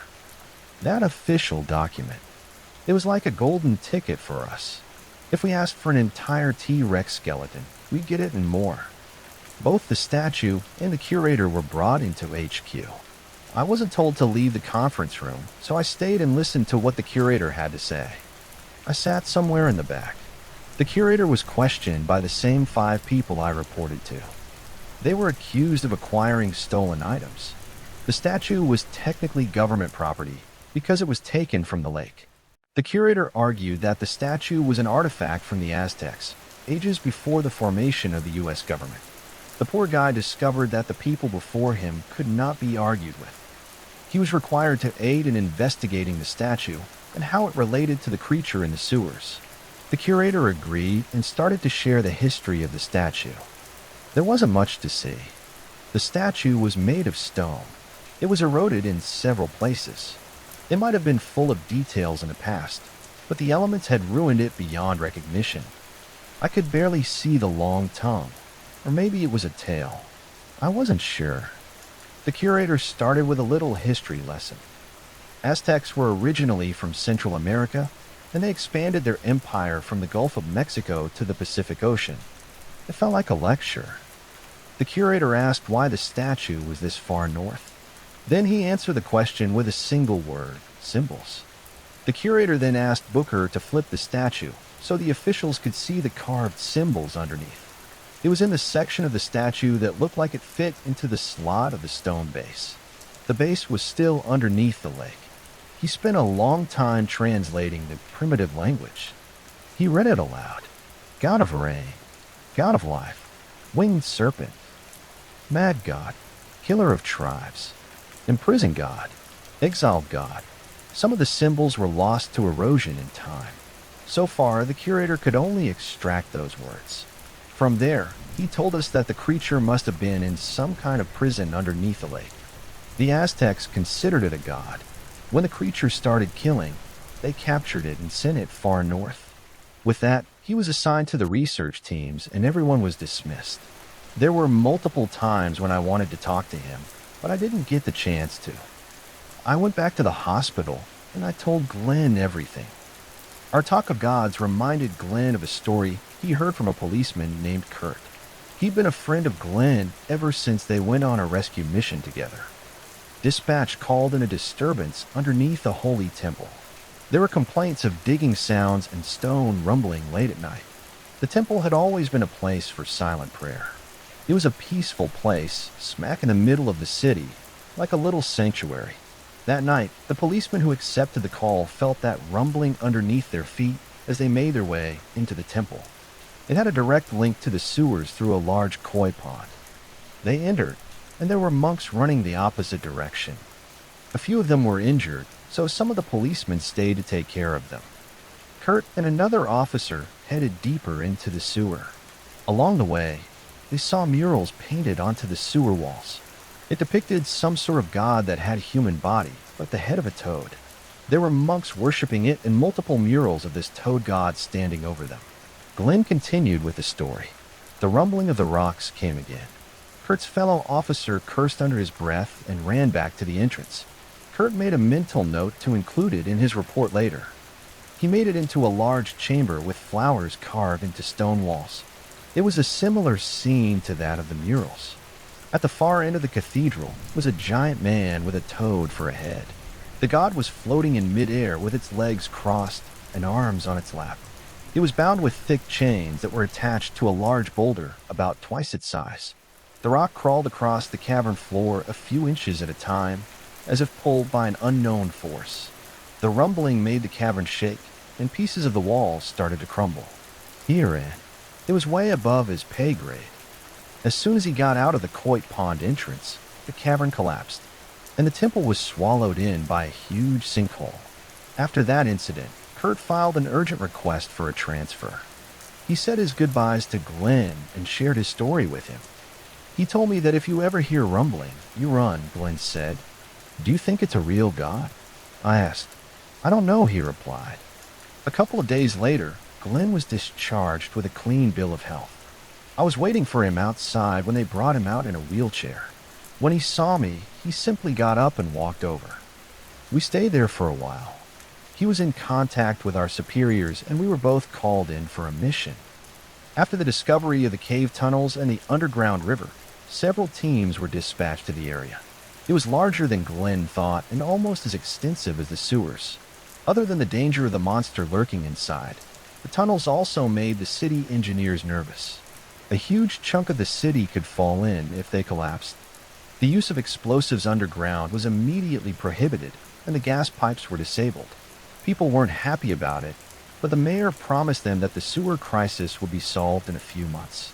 Our mission this time, it wasn't the usual search and rescue, but data gathering. We were to go in, take a water sample from the underground river, and deliver it to Dr. Charlotte Nix. Simple enough. What could go wrong? I asked. We were just outside HQ then. Glenn looked at me like I slapped him in the face. You are attempting fate, kid. I couldn't help it. I was going into the sewers with Glenn, and I had a new high-tech prosthetic arm. It could carry up to 50 pounds, and it had a flashlight attached. I flexed, stretched, and I turned a light on to show it off. Glenn smiled. It was a rare thing. I was sure he remembered that we almost died because of a locked manhole cover. We made our way to an office building downtown. The asylum incident sparked another huge shift in the city. There were buildings like the asylum that were sitting on top of large sewer sections. These would easily be accessible to the creature, not to mention the risk of another sinkhole. People were urged to abandon their houses, and offices were shut down. These buildings were turned into operational stations where the police could enter the sewers easily. We made it to the office building. City Hall had upgraded the sewer entrances. It was no longer just a manhole cover surrounded by police tape. The covers only allowed one person at a time to climb down the rungs. The ramps could have a squad of policemen in the sewers in a matter of seconds. After being cleared for entry, we went down. The new upgrades were too clean for the crap rivers we were used to. Everything was reinforced steel and bright flood lines.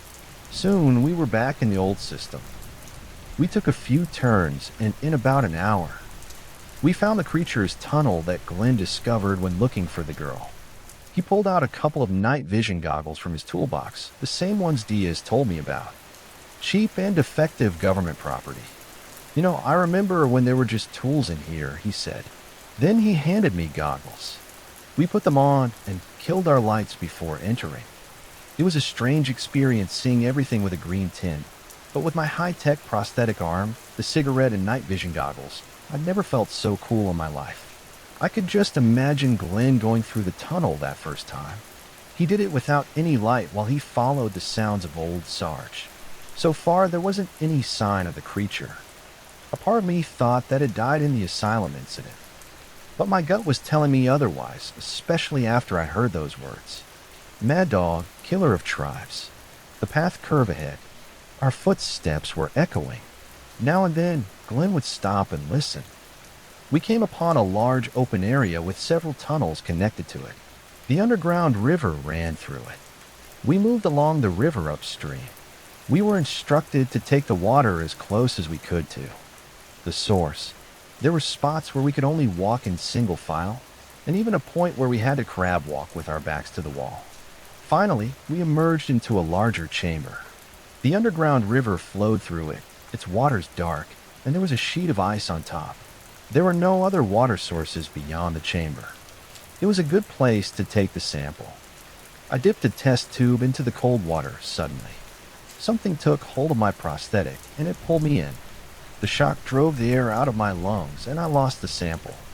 Just when I thought things couldn't get worse, the night vision goggles messed up. There was a small icon of water blinking at the corner. The goggles died, and I was in complete darkness while I was dragged deeper into freezing waters. I would have been a complete goner if Glenn didn't dive in. With his help, I broke away from the monster's grip. We were about to swim to the surface when we felt a strong current pulling both of us. It all happened so fast. We were sucked into some kind of pressurized tunnel. After a few minutes in the tube, I ran out of air and lost consciousness. The next thing I knew, Glenn and I broke the surface of the water. We were both catching our breaths and coughing. We were in the middle of the lake. That area was 2 hours from the city. That tube must have brought us miles away. I didn't know how long I passed out, but that trip was fast. Glenn was there, floating beside me. I took hold of his collar and swam to the shore. We needed to get out of there. The creature might still be after us. His teeth were chattering. Snow was starting to fall, and the whole lake was dark and silent. Instead of an ambulance taking us directly to the hospital, we were forced to go back to HQ and report. The City Hall people were there waiting for us in the water sample. Glenn and I were bundled in tinfoil. They called it hypothermia blankets. It wasn't cozy, but it worked. When they saw us without a sample, they got angry. They didn't even let us make our report. They told us it was such a simple job and we failed. The mayor was facing protests from angry parents so close to election period because of us. The loss of that little girl made a big impact, and we were fired from search and rescue and suspended as sewer workers. Outside the conference room, a woman in a lab coat was waiting for us. She introduced herself as Dr. Charlotte Nix and asked for the water sample. We ignored her and walked away. If she still wanted her sample, she could collect the puddle from our dripping clothes. After that, Glenn and I headed for the nearest burger joint. Our clothes were still wet and we still had our tinfoil blankets. Our burgers came and there was a large serving of fries just for me. Right before we took a bite, Glenn stopped and looked out the window at the snow falling. "Well, happy Thanksgiving, kid." I stopped mid-bite and realized he was right. I forgot it was that time of the year. We were too focused on this creature. "Yeah, happy Thanksgiving to you too, I guess." It might have been the trauma, the near drowning or freezing, but that night that burger never tasted so good, especially the fries. We spent the next couple of days recovering. Glenn and I had our hospital beds in the same room, and I couldn't complain. The hospital was 10 times better than my cockroach apartment. We were fired, but at least we still got the perks, and they didn't take my arm back. Glenn was content with watching old war movies on the TV in the corner while I tinkered around with my prosthetic. On the third day, Glenn and I snuck out of the hospital. We went to a local bar, the kind with peeling paint and the faint smell of stale beer. The place was lit with Christmas lights from the ceiling. We grabbed a corner booth and ordered a round of beers. Booker and Diaz were at the next booth. They were nursing their drinks and looking like they'd been through the ringer. I introduced them both to Glenn, and we all shared a table. "All right, spill it." "Policemen that look troubled make me nervous," Glenn said. Booker took a long swig of his beer and then told us the story of his squad. Their mission was to kill the creature. It was a joint effort from 3 precincts, about 30 policemen. Dear, Charlotte Nix had apparently figured out how to kill it.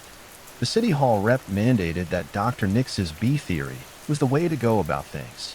They brought in pesticides that kill bees, several drums worth of it. Instead of guns, the policemen had pump sprayers like the ones farmers use. But what about the reptile theory? I began. The curator said it was a winged serpent, right? The cops just shrugged at that.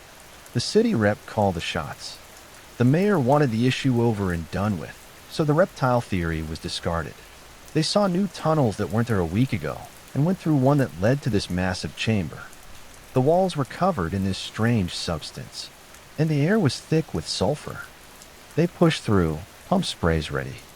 The chamber was even bigger than they thought, like an underground cathedral. In the middle of the chamber was a large structure made from some hardened substance. It had multiple strands attached to the ceiling, the walls, and the floor that kept it in place. Everything was confirmed when Dr. Nix stepped forward.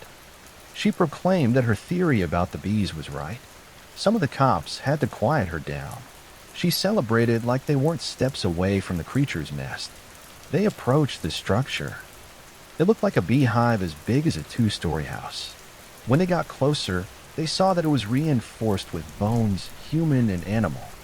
One of the cops vomited. Dear. Nix, on the other hand, I was astonished. She moved closer and studied the edges of the hive with keen interest. She took a flashlight and pointed at it. The effect was immediate. The whole nest lit up like a gruesome nightlight. The cops wearing night vision goggles had to look away. The cops who didn't have their goggles all pointed their pump spray right at the nest. The creature was inside. Diaz saw eggs in there too. The monster crawled out of the hive. It was acting differently. In the past, the creature picked 2 or 3 victims and then ran off to feed. This time it went crazy. Diaz told us that they weren't sure if the sprays worked. Everything was chaotic. It was too fast for them, and they could barely see it. They lost Dr. Nix. The surviving policemen were suspended.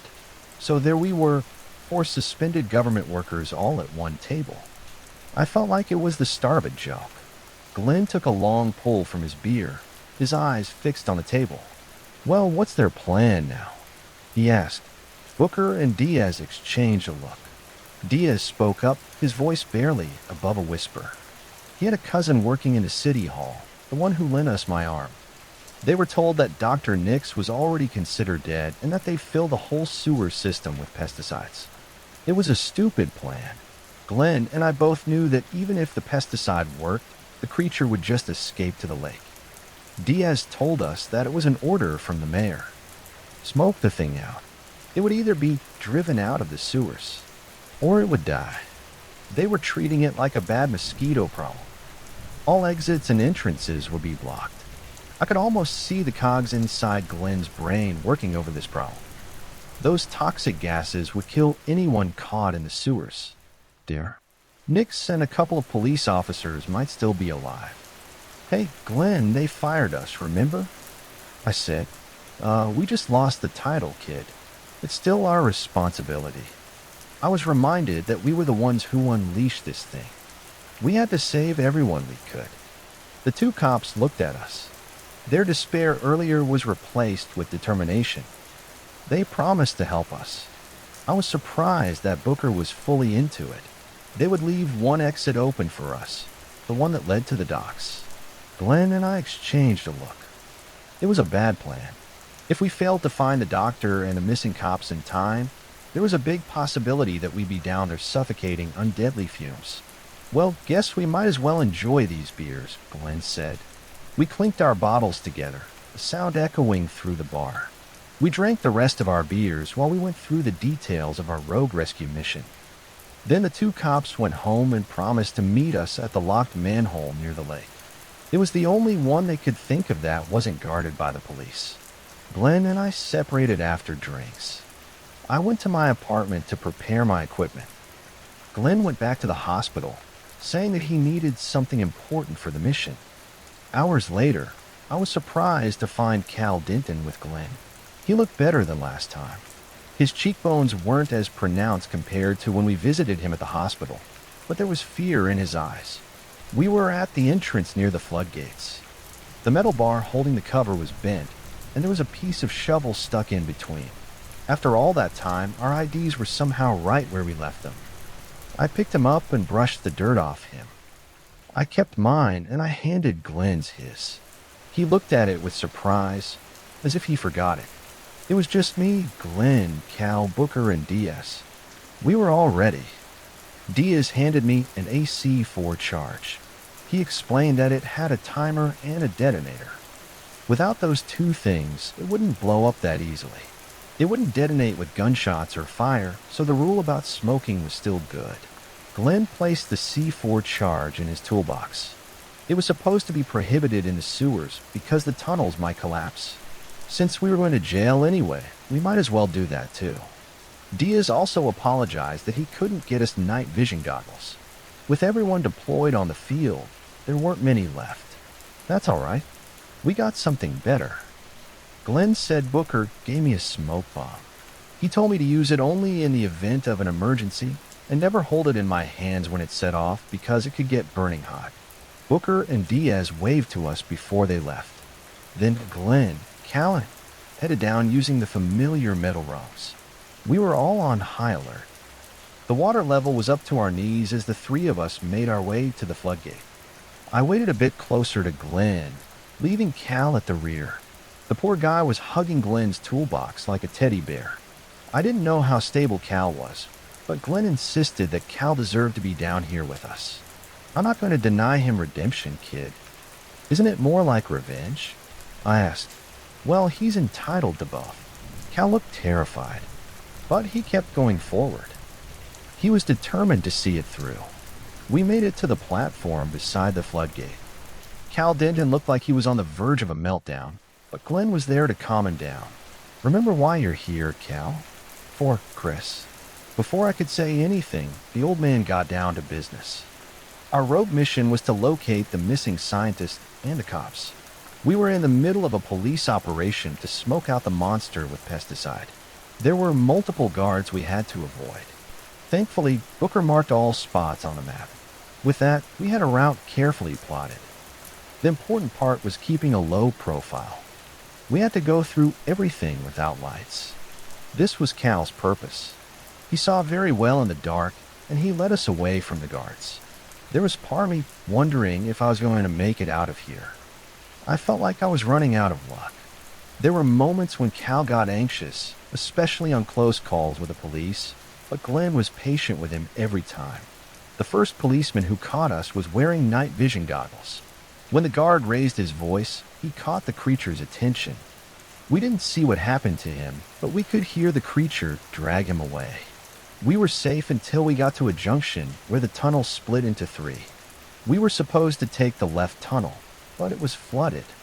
The tunnel only had a few inches of air before the water touched the ceiling. But the temperature was the real problem. The cold made it difficult to breathe.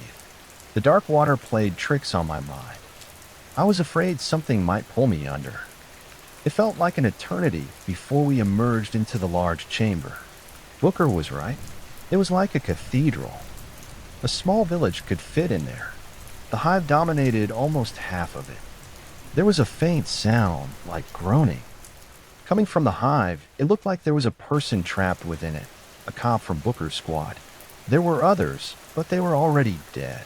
We freed the poor guy, but it was too late. He died in Glenn's arms with a few last words. He told us that the doctor might still be alive, and we found her. We found Dr. Nix inside a small hole in the wall. At first, I thought it was a small pile of clothes and a lab gown. Turned out to be her. She was alive, but barely. Her arms and legs had lost all muscle. We had to get her out of there fast. Glenn and I carried her out of the hole, but Cal was nowhere to be found. He just disappeared. And as much as we wanted to stay and get him out of there, Dr. Nix was dying. And the creature would soon be back, and the sewer would soon be filled with toxic pesticides. But we couldn't leave him. We had to find a way to save him both. Glenn and I made it past the hive and the flooded tunnel, but it was far from over. The pesticides were coming in, and we couldn't see Cal anywhere. There was a thick fog of smoke and chemicals coming right our way. We didn't know which path to take. Cal still had the map, I realized, and the fog was almost hitting us. And then I saw a pair of eyes coming from the fog for a moment. I thought it was a monster. And then a large German shepherd walked up to us, and it licked Glenn's hand. Old Sarge barked once and led us into the tunnels. He even led us to Cal, who was hiding inside a cluster of pipes. But there was a sort of calm on his face that I hadn't seen before, and Glenn asked him if he could take the doctor to safety. All he had to do was follow old Sarge. Cal had to go ahead because we still had something to finish. Cal nodded, and he gave Glenn the map of the sewers. Old Sarge gave both of us a lick and then ran off. It was just the two of us, and I felt like we were up against very bad odds. But we had one goal. We had to make sure the creature did not escape to the lake. I knew we probably wouldn't make it out. And I know this sounds silly, but at that moment, for some reason, I asked something. Glenn, before we do this, could you maybe knight me into search and rescue? I asked. I'm not sure it works that way, kid.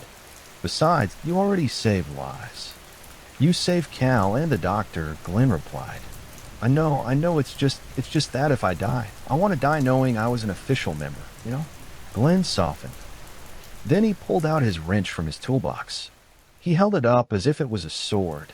Kneel down, kid. I found myself kneeling in a river of crap, but somehow it felt like a huge honor. I bowed my head. Glenn tapped me on the right shoulder with his wrench and stepped back. You're official, kid. Now stand up. After that, I felt my legs were stronger and my back straighter. I was ready to face whatever was ahead of us. Moments later, we were at the creature's nest when Glenn pulled out the C4. That was when his crazy plan made sense to me. The thing went on a rampage when the cops came. I couldn't imagine what it would do to us if we blew up the nest. Glenn argued that placing the bomb inside it would have maximum damage. He was right. He threw his arms in the air when the nest exploded. Some of the hive walls collapsed. After months of losing to this creature, it felt like it was our first win. Unfortunately, the chamber's ceiling was starting to cave in. It would develop into a full-on sinkhole in a matter of minutes. And then Glenn saw something. In the middle of the hive were two large eggs. Their shadows were unmistakable. The eggs cracked open and figures came out, but they stopped and burned with the heat. And then we saw the creature. The section of the chamber's far wall melted and a small hole slowly grew in size. It was time to go. We ran. There was part of my brain that went numb while we were trying to get away. All my trust was in Glenn. At that point, I focused on keeping myself next to him. My sides were beginning to burn, and I was sure that we'd passed the underground river. When I started to smell the brine scent of the ocean, I knew we were almost there. The docks had two exits. We reached the closest one, but it was closed and blocked off with a thick slab of metal, and then the creature caught up to us. The pesticide affected it, but it wasn't enough to stop the damn thing. It looked to have chemical burns, but if anything, that only made it angrier. Every tool I had was useless, except for Booker's smoke bomb. It was an effective distraction for the creature, but the thing still got to Glenn and grabbed him. We heard a voice. Then it was Diaz. They came through with their promise. The exit opened behind us. Somehow I managed to pull Glenn closer to the door. Diaz was offering his hand, but before I could reach him, the creature came after me. Just as it was about to grab me, Glenn pushed me back, lowered his head, and ran directly at it. I felt like time stood still then. I could only watch as Glenn and the creature fell into the docks and sank under the water. I didn't even realize my arm fell with him. I wanted to jump after him, but Diaz held me back. Booker had the presence of mind to call the Coast Guard search and rescue team. They had boats and divers at the docks in a matter of minutes, and I didn't find out if Glenn survived. The police arrested us, brought us to HQ, and we were accused of going against their orders. Booker and Diaz were even stripped of their badges. We spent a week in jail. All I wanted to know was if Glenn was okay. I kept repeating that moment in my head. I wondered if there was anything I could have done to save him. There was a public outrage following the fumigation of the entire sewer system. It caused breathing problems throughout the entire city. This was the people's breaking point. Citywide protests led to the removal of the mayor. After that, a quick election was held, and the chief of police became the new mayor. He granted us amnesty for our services to the city. Booker and Diaz were given promotions. When it came to me, I finally got what I wanted. I heard about Glenn. I was sent to the hospital, half expecting someone to take me to the morgue instead. I was led to Glenn's hospital room. The old man was alive and kicking. He was eating a burger, and Cal was giving him a strange look. Hey kid, sorry we couldn't get you out quicker. That previous mayor did not like us. I held back tears and nodded. There was a silence between us. I was fighting the urge to walk over and hug the old man. My eyes drifted to his prosthetic arm. Well, it looks like we have matching arms. Oh yeah, speaking of that, I got yours right here, he replied. I put it back on, and I felt complete again. They told me the story of how Glenn survived. The Coast Guard search and rescue team saw something floating in the distance when they moved closer. It was a black and gray German shepherd paddling. That dog is everywhere. Old Sarge boarded the boat and pointed the officers to a spot in the water. They found Glenn, but there was no sign of the creature. I made a mental note to have dog treats in my pocket at all times. The next time I encountered Old Sarge, I would make sure to thank him properly. You know, kid, it's not crazy to assume that that creature is still out there, Glenn said. The two of them shared a look before they told me the news. Search and rescue never found the creatures in the nest. All they found were empty eggs. After that day, a lot of changes happened to the city. Tunnels were reinforced so there wouldn't be another sinkhole. They were closely watching the lake and the ocean near the city, and the new government invested a lot of money in various search and rescue agencies. A month later, and after a couple of very interesting psych evals, Cal Denton and I were officially inducted into the Search and Rescue Team Sewers Division. Glenn was there. He had a cigarette in between his lips while he placed a pin on our breast pockets. He tousled my hair with his remaining hand. Well, there you go, kid. You're official. You know, I prefer that time when it unites me with a wrench, I replied. Glenn chuckled, placed himself in between Cal and I, and put his arms on our shoulders. I smiled. I had my friends, my cigarette, my toolbox, and a pocket full of dog treats. That was all I needed to survive. Hey, okay, so tonight I'm going to be reading some truths. Scary sewer stories from the audience. So let's do it. Alright, first one, Steve the Wizard says. Old story, but my grandfather told me a story once about a guy who the neighborhood called Manhole Marv. The long and short of it was a guy in the area was accused of murder, and Marv escaped into the sewer, and he would only pop out of the manhole every so often. Okay, so first off, this sounds a lot like the plot to Home Alone. I believe Marv was thwarted by an 8-year-old boy named Macaulay Culkin. Moving on, he would only pop out of the manhole every so often.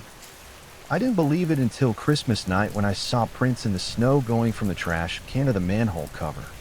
I have no idea if they ever caught Marv. They did.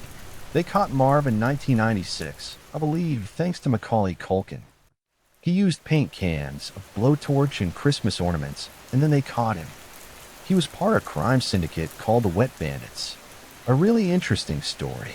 I have no idea if they ever caught him. They did. I don't think I'll ever know. That was a good one. Okay, next one, Jared Hetler says, when I first met my wife, I took her to the inside of a bridge with a sewer type of section. Yes, the best place to take women on the first date. The only way in or out was a manhole with a long ladder that was very unstable. We were sitting not 15 or 20 feet from the ladder off the side of the bridge. When out of view from around the corner, we both clearly heard a person climb down and jump down at the bottom of the ladder. That's creepy. No other noises after that. After 5 minutes of hearing no movement, I went and looked. Nobody was there. We would have heard them go back up. There was nowhere to hide. It was an empty circular room with a long ladder. A really strange situation that made us very uneasy. If I was your wife, I'd also be uneasy that you took me to the inside of a bridge. I'm just kidding. That's good. That's the best first date location for sure. Inside of bridges. It's free. It's terrifying. Anyway, that was a cool story. Thank you. Okay, so the third one. Silicon. I don't know. I can't pronounce anything.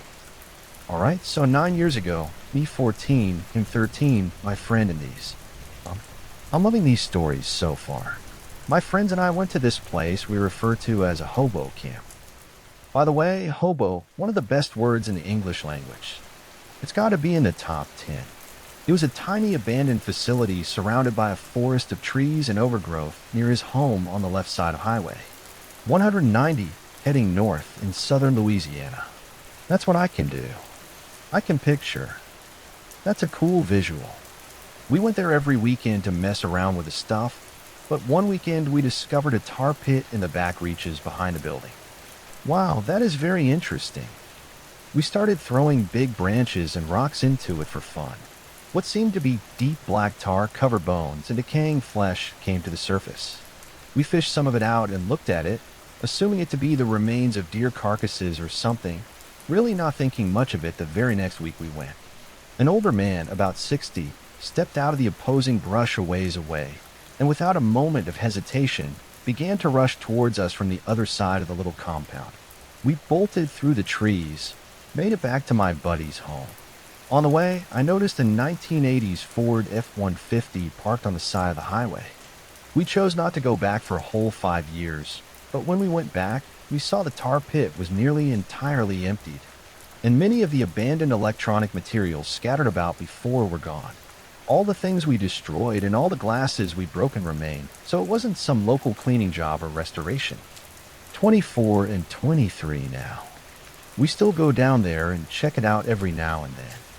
When I come back down south to visit, nothing's changed, nor has the man or the truck reappeared. The abandoned facility stands the same to this day. Is this a horror story? Not quite, but it is something that was extremely frightening to us at the time. I'd say it's a horror story, most certainly. We did manage to salvage an original, unfunctional Macintosh and many floppy disks from our time spent nearly a decade ago. It's a good story.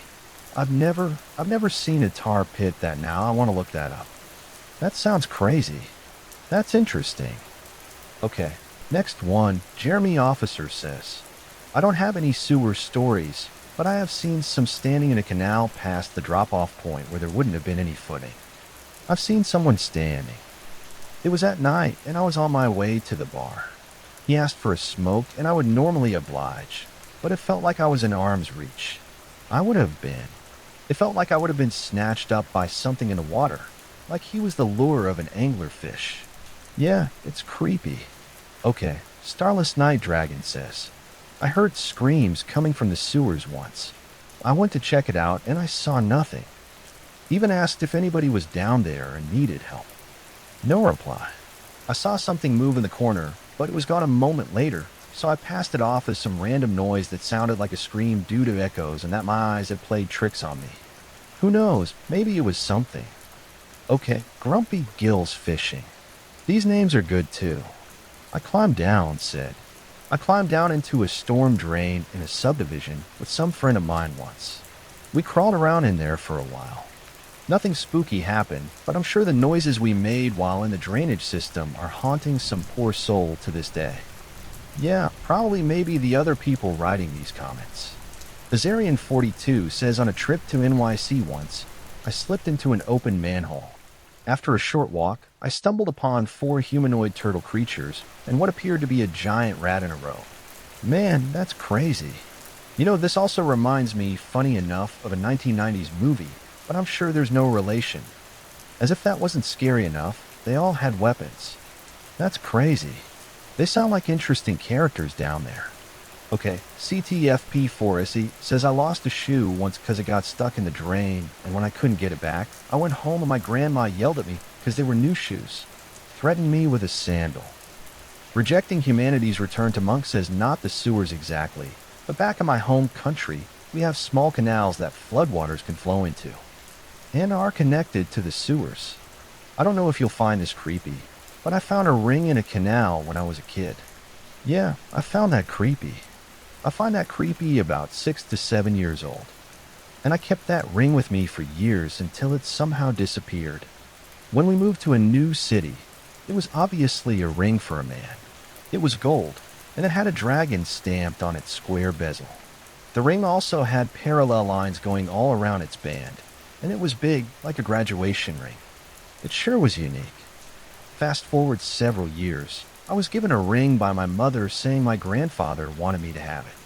He died that year. It was this huge gold ring with parallel lines going through its band, and it had a dragon design on its square bezel. I didn't take it, by the way. It just felt weird. Did he find my ring and kept it for himself all these years, or was it a different ring with an identical design? Yeah, that's interesting. Okay, Novena Gray, 98 says sewer store. My dad worked for the city of Chicago for years on the sewers. He came home one day and told us a story I will never forget. He said they were working on the sewers directly underneath downtown. This was back in the 70s. They were just finishing up a job when one of the guys on his crew had still been down in the sewer finishing up. They were all up top already. My dad said the guy came up and looked horrified. He said the guy threw off his hard hat and kept walking without saying as much as a word to them and went into a bar that was about a block away. He said when they went to check on the guy, he was crying and talking nonsense, saying there was something bad down there. The crew boss called his wife, and she came and had to call for paramedics. Fast forward. My dad said he ran into the guy's wife around 10 years after that. She said he never recovered and had been in mental health ever since. Oh, it's crazy. I had a mental breakdown there. Saw something down there. Okay, Frog in Progress says not yet. My area is not yet. Not yet. What? You don't have one yet? Not yet. My area's utility provider is forcing everyone off septic tanks and onto city-run sewer over the next few years, and we want to continue to get water and electricity. So I may be here in a short while. Given the weird crap that already goes on around here, I may be writing my own scary stories about sewers. Yume.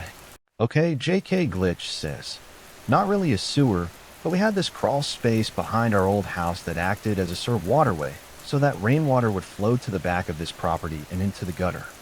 When it wasn't raining, my sisters and I would make it a game to crawl through it and see who could make it out the other end the fastest. It was only about 15 meters. But to this day, we swore it would always get longer and longer each time we crawled through it. That's creepy. That's creepy. That makes me think of a bunch of different stories. That's creepy. Okay, I think this. Alright, so last comment. This is my last comment. It is JMM5106 says, I wasn't one for hanging out in sewers, but hopefully you can use this for your imagination with my experience to make a great story. Alright, so he's got an experience. Okay? One particular day, there was a ton of rain coming down so hard and fast. It was like the mobile home was getting hit by a tidal wave and I lived in a city. By the time the rain stopped, and I was surrounded. By the time the rain stopped, I was surrounded by water. I learned on the news that cars were underwater. The expressway, partially underground, was filled all the way up to the bridge, crossing over. The rainwater was caused by the immediate filling up of water. Plus, the sewer couldn't handle the overloading, so it backed up and took over several cities nearby. In the aftermath, the city was taken over by a rat infestation. So I saw an angry woman get so mad she grabbed a dead rat in the middle of the street with her bare hands and threw it as far as she could away from her house. This took place in Detroit Heights in 2014. True story.